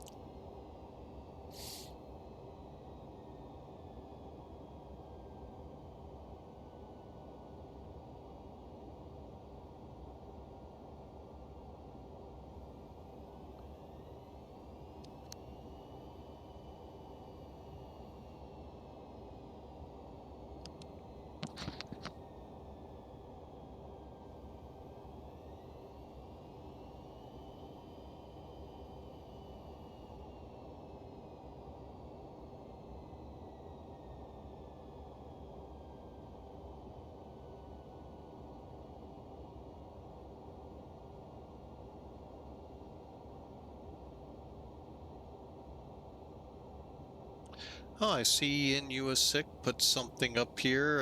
It's a few different things. For the failure of the MD-11 first was too much looking and warmed over DC-10, especially the wings. Not efficient enough for large amounts of fuel and generating the lift. Let me just get the rest here.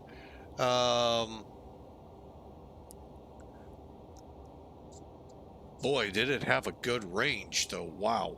I'll tell you that much. Let's see. In a bid for lower drag, they also reduced the size of the stabilizer. That's never good. It's still bigger or larger than the DC-10, still lessens stability. There were some talks between MD and Airbus about merging. You can definitely see it in this plane. Had it gone ahead with the MD-11, let's see. Had it gone ahead, the MD-11 would have received that somewhat better A330, A340 wing types. Who knows? So, but there is so much in this plane that is Airbus. Cockpit-wise, probably elsewhere. Like I said, folks, if you can figure out Airbus, you pretty well figured out this bird.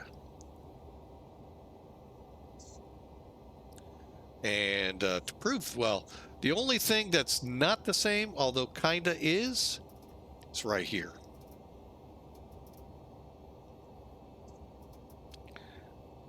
Either pull or push for your descents.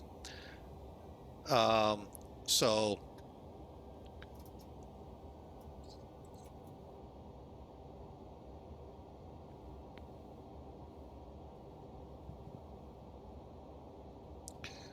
what's our IHV? Okay, it's tuning in, so that's good.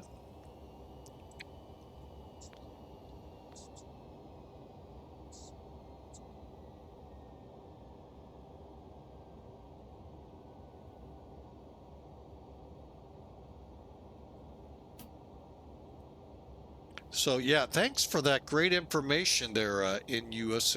I hope I get your name right. It stinks. But yeah, I mean, there were some, well, again, the cargo companies loved it. And they ran pretty much LA to, I think they had some LA to Tokyo's, and there might have even been, or was that 777s? Tokyo's to Memphis with it. They also went Memphis to Stansted and Cologne in Germany. So, I mean, they really figured this plane out. Like I said, it was a gem in the cargo world. Not so much passenger world. Passengers, I know, were part of some of the complaints I saw.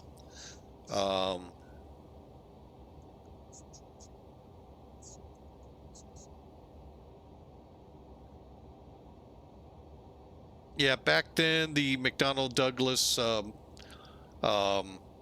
management was catching up with the commercial aircraft manufacturing. Too frugal, money spent was never an investment, suicidal in a commercial. The thing was, they were big on military.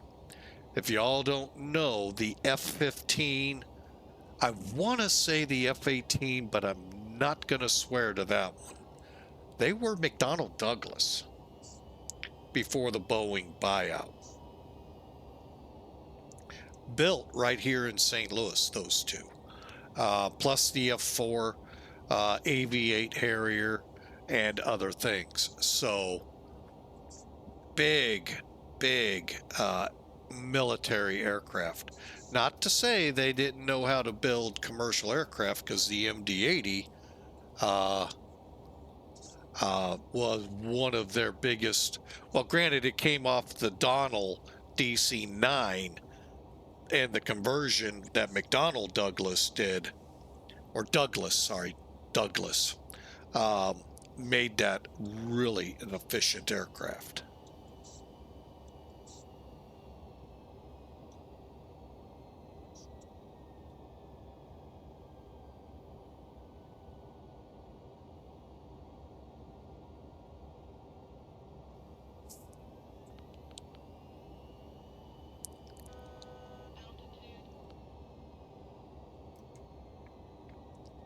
All right, Davsu, I want to make sure I'm at the right altitudes here. I think Davsu I'm right at. Oh, no, we got to go down to 5.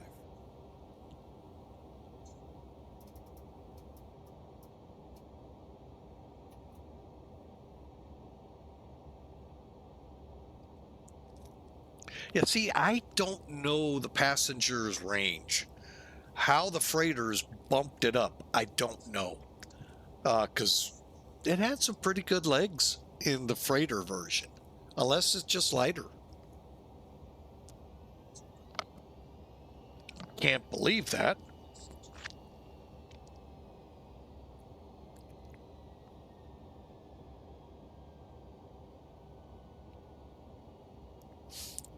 Yeah, the Boeing 717 was just a basic upgrade to the DC-9 engine and cockpit, and of course other things that go with it. But the MD-90, I don't know much about those. I really despise those aircraft. The 717 I might be able to tolerate, but not the MD-90s and 80s and all. Just never got into that plane.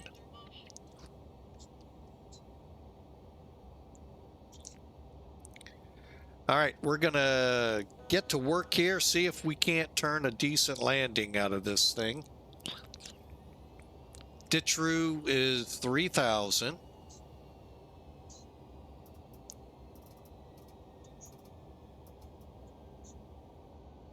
If I went the wrong way. Sorry, folks.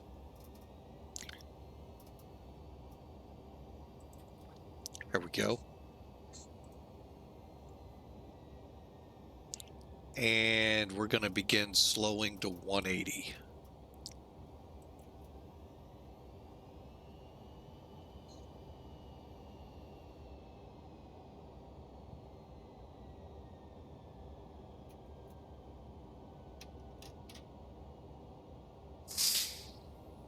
All right, we got the spoilers arm, brakes set.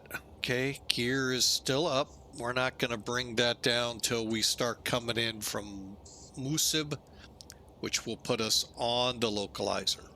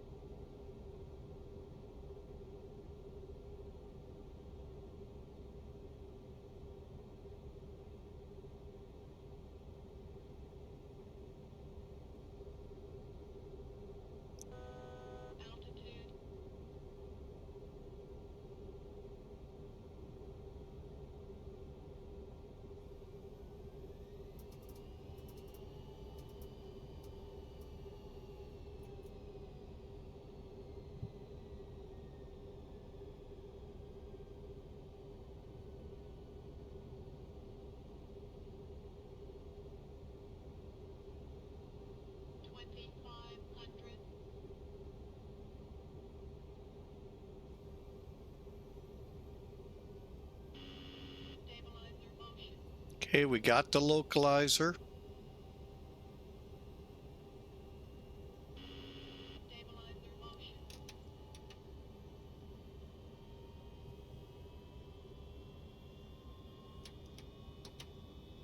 Okay, I've got the flaps full. We're at approach speed. Looking for a runway.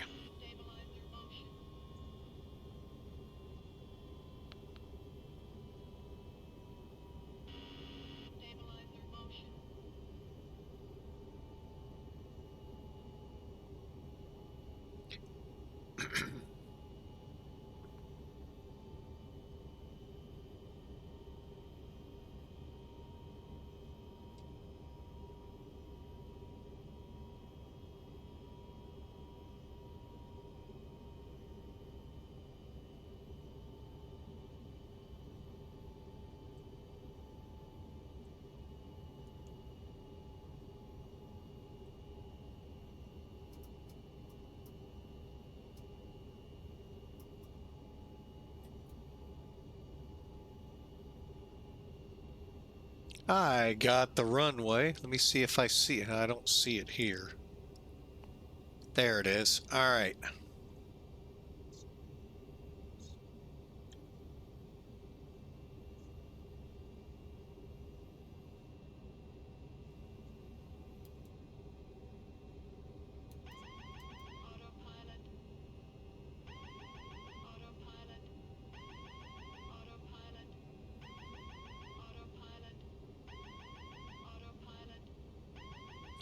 Really hate that.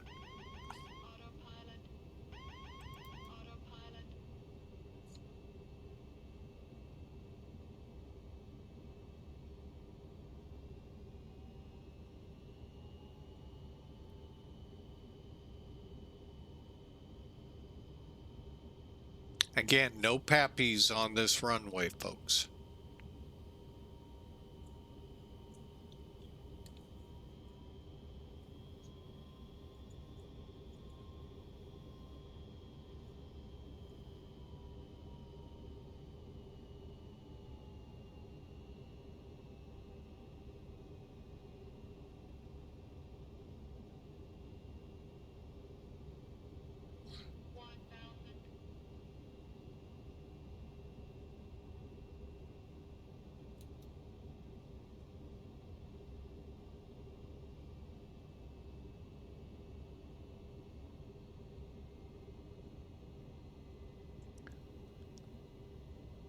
Winnipeg traffic, FedEx 811 heavy, 3 mile final, 3-1.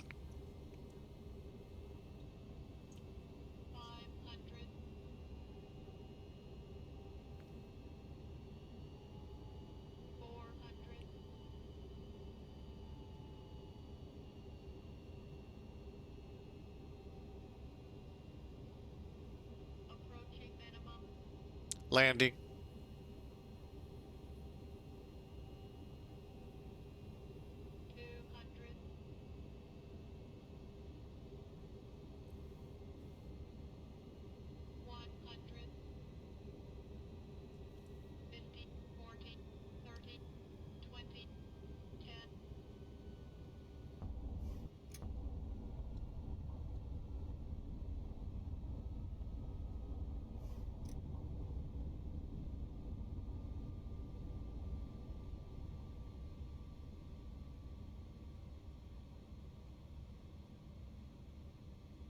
All right, welcome to Winnipeg. As I transition charts, we'll get off here at Kilo. Still a long taxi, folks.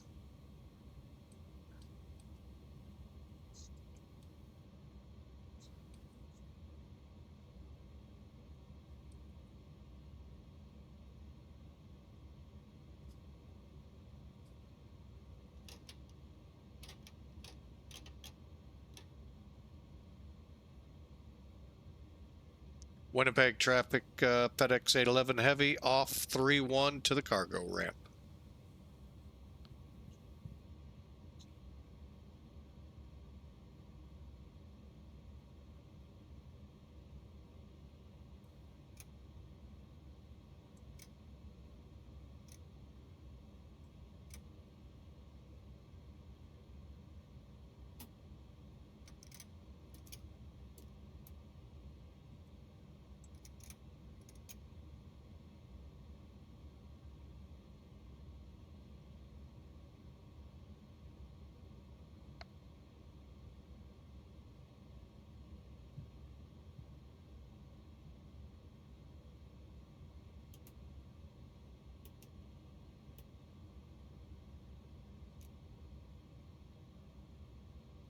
Okay, we'll take Fox right here, and that'll work us over towards the cargo area.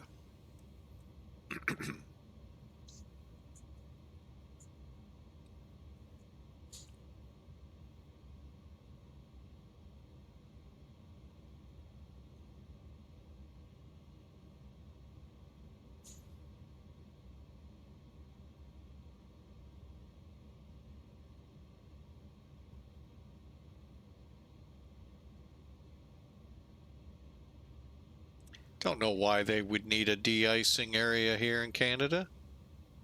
Never snows. All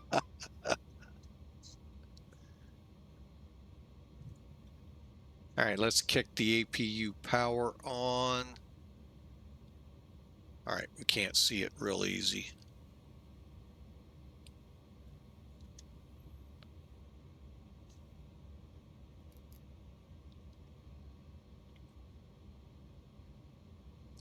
And 3 units.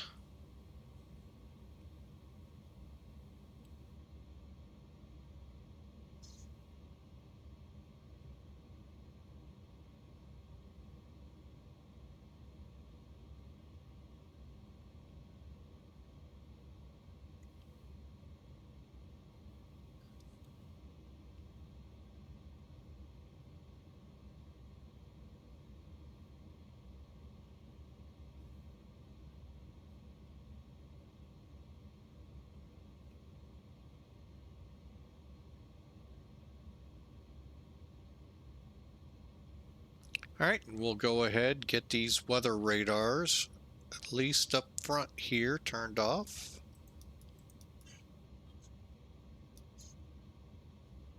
Okay, maybe I gotta go down here first.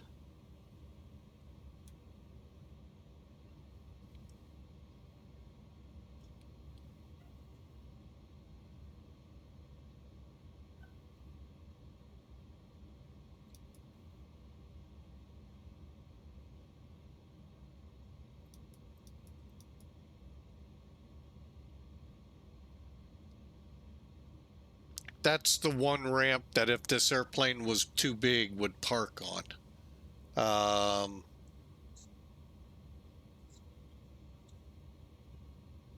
I'm thinking it could get down in there because that was looked like a Airbus. Okay, there are no open spots there. Go figure.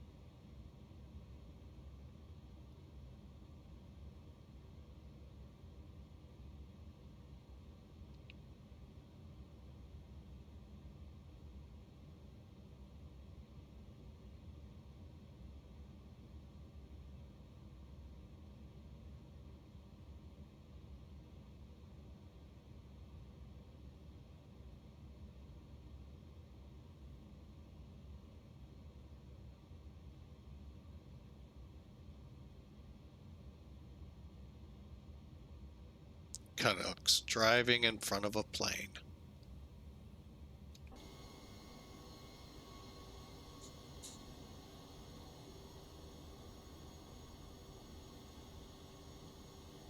Probably too big for this area.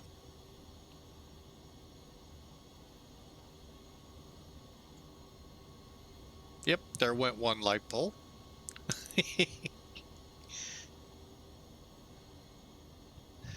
But then again, for that 767, that would probably be too wide here too.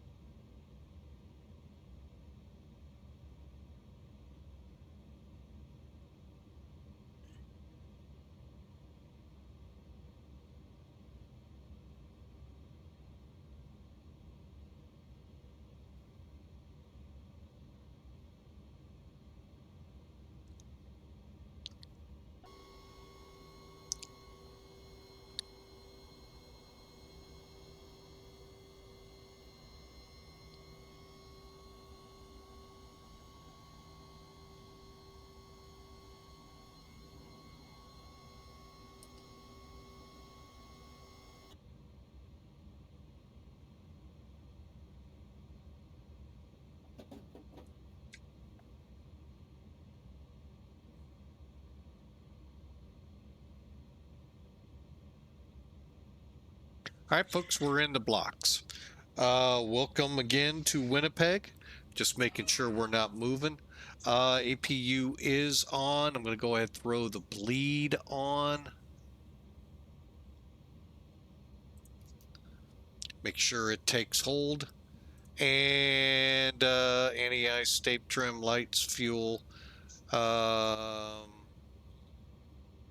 transponder, seatbelts, exterior, IRS. Okay, we can turn the fuel switches off now.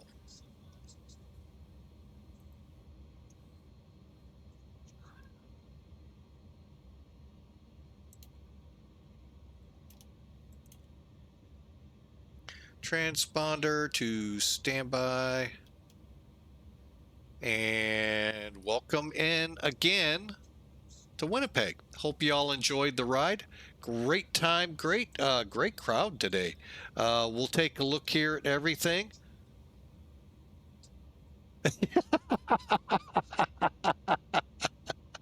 That's true. That is so true. People do drive in front of trains. Oh boy.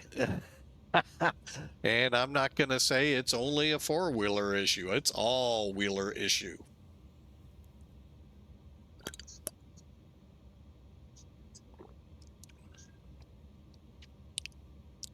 All right. I didn't see any real stability other than the guy loose nut behind the wheel here.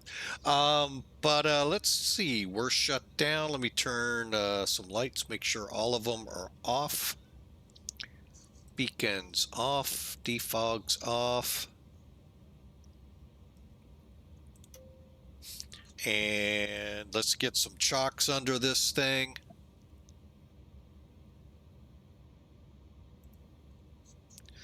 All right, and folks, we've made it. Let's see how we did. We're going to look metrically first, then we'll give it a try. What the heck? We'll look at it from flying in. All right, Airline. We'll go with them first.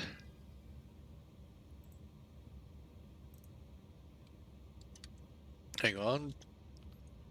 Okay, we landed at 135. I think we were supposed to be like 145 at the lowest. Oh well, it is what it is.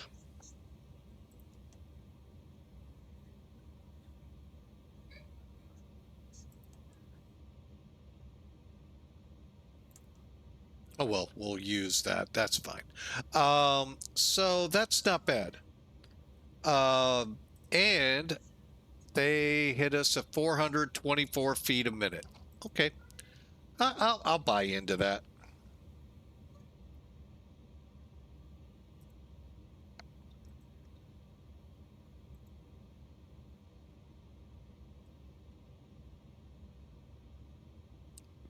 Beautiful, beautiful flight. Good job, FedEx. Love FedEx. Again, folks, if you are looking for an airline, not going to bog you down with a lot of rules that you can just come in, fly.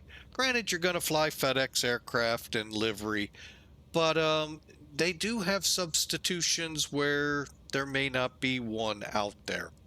Okay.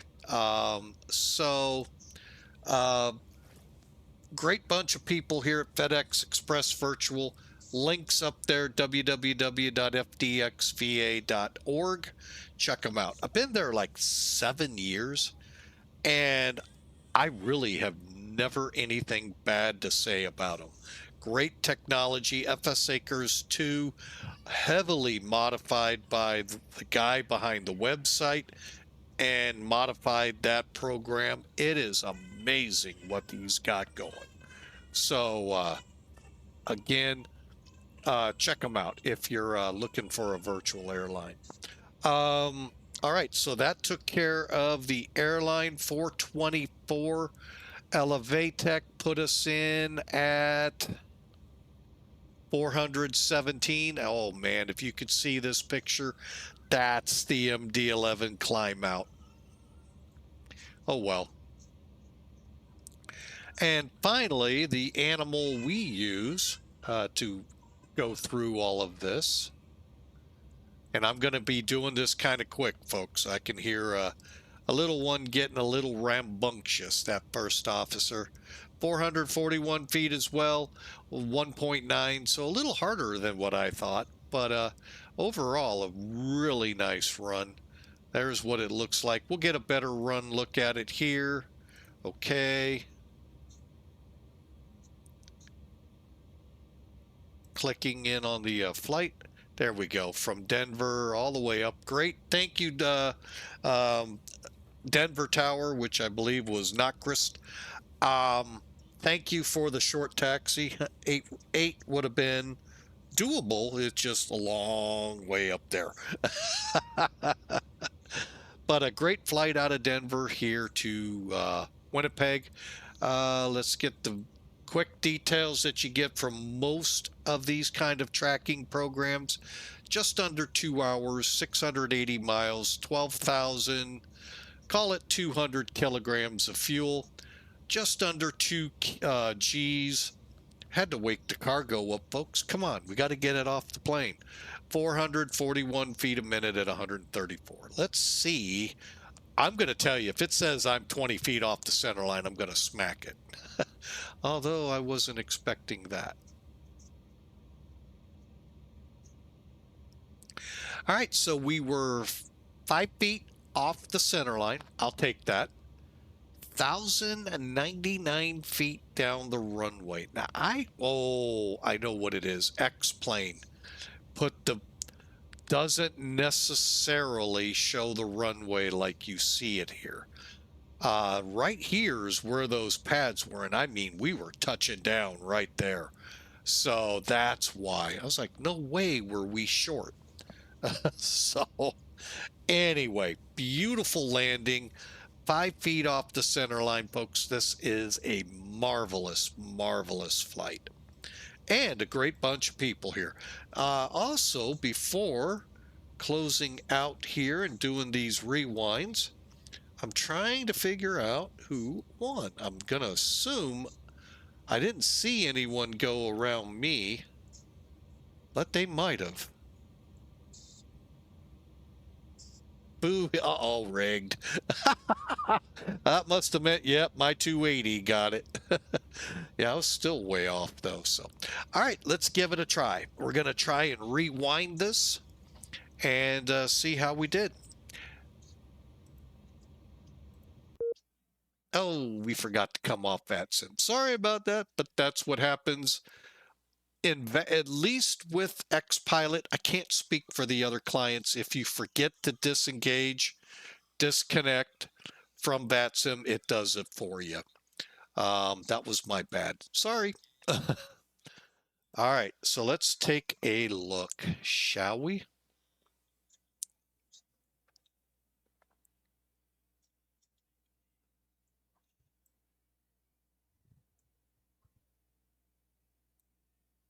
Oh, stop the truck. Dang it. It's one of those, you got to get rid of the chocks. Okay, now let's try it again.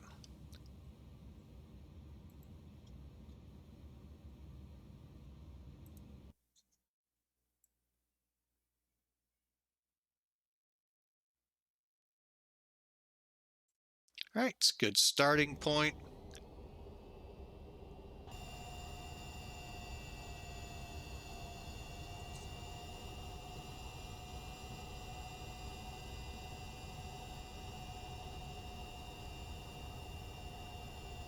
Like I said, I've heard the Mango is pretty good sound quality wise. I may have to, I just took the sunglasses off so we could watch. Pretty stable approach. How far out are we? I'm going to go ahead and accelerate us a little bit.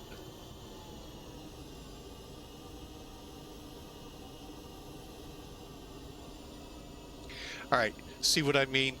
That is in the U.S. where Laminar is, where these marks are 1,000 feet down. Other countries may push them up 1,500 to 2,000.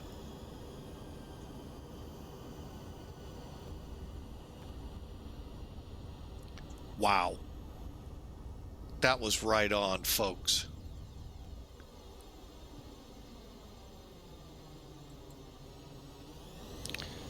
right, the Hawker 125 view.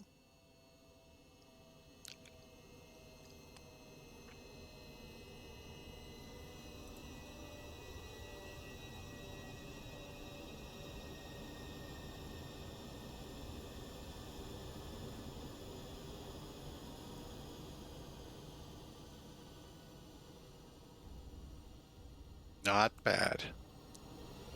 Let's see how it looked out the window.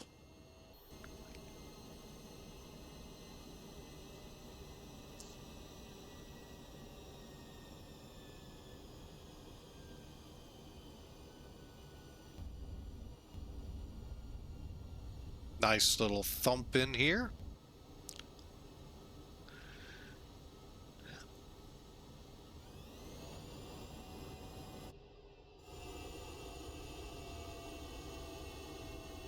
You know, for default scenery, this is not bad.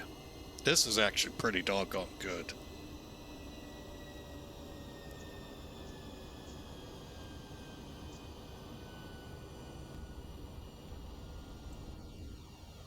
Last, but, well, two more.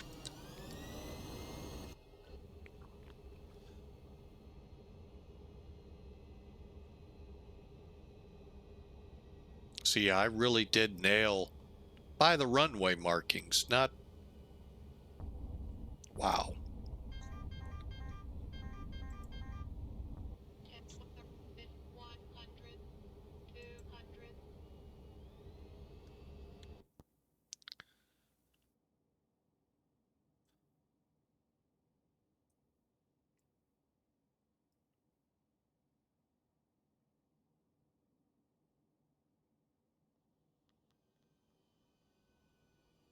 Yep, right past it. Wow.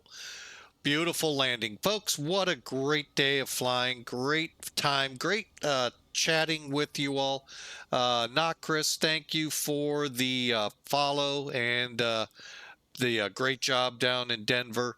Folks, I hope you all have a wonderful weekend. I know earlier I made mention of a 727 flight. Unfortunately, with all the hiccups today, just not going to be able to happen. So forgive me. We'll try to either get it in tomorrow. Monkey Man Live, no problem. Thank you, sir. Thank you for being out in the chat. I saw you lurking about there. Original Godspeed, I know, was also out there and lurking and in live, putting in some predictions and all. So, as well as in USIC. Thank you all so much. It's just awesome to have you all here. So, again, thank you. Tomorrow, maybe, depending on what we have planned. I know I'd like to do something other than flight simming here, but, you know, that may change. We never know. Because it is fall. Get out. See the fall colors, folks. It's a beautiful time of the year before the next wonderful time of the year. So, y'all have a great weekend. Be safe. Look forward to seeing you Monday, and we'll fly again another day. God bless. Be safe, and we'll see you then.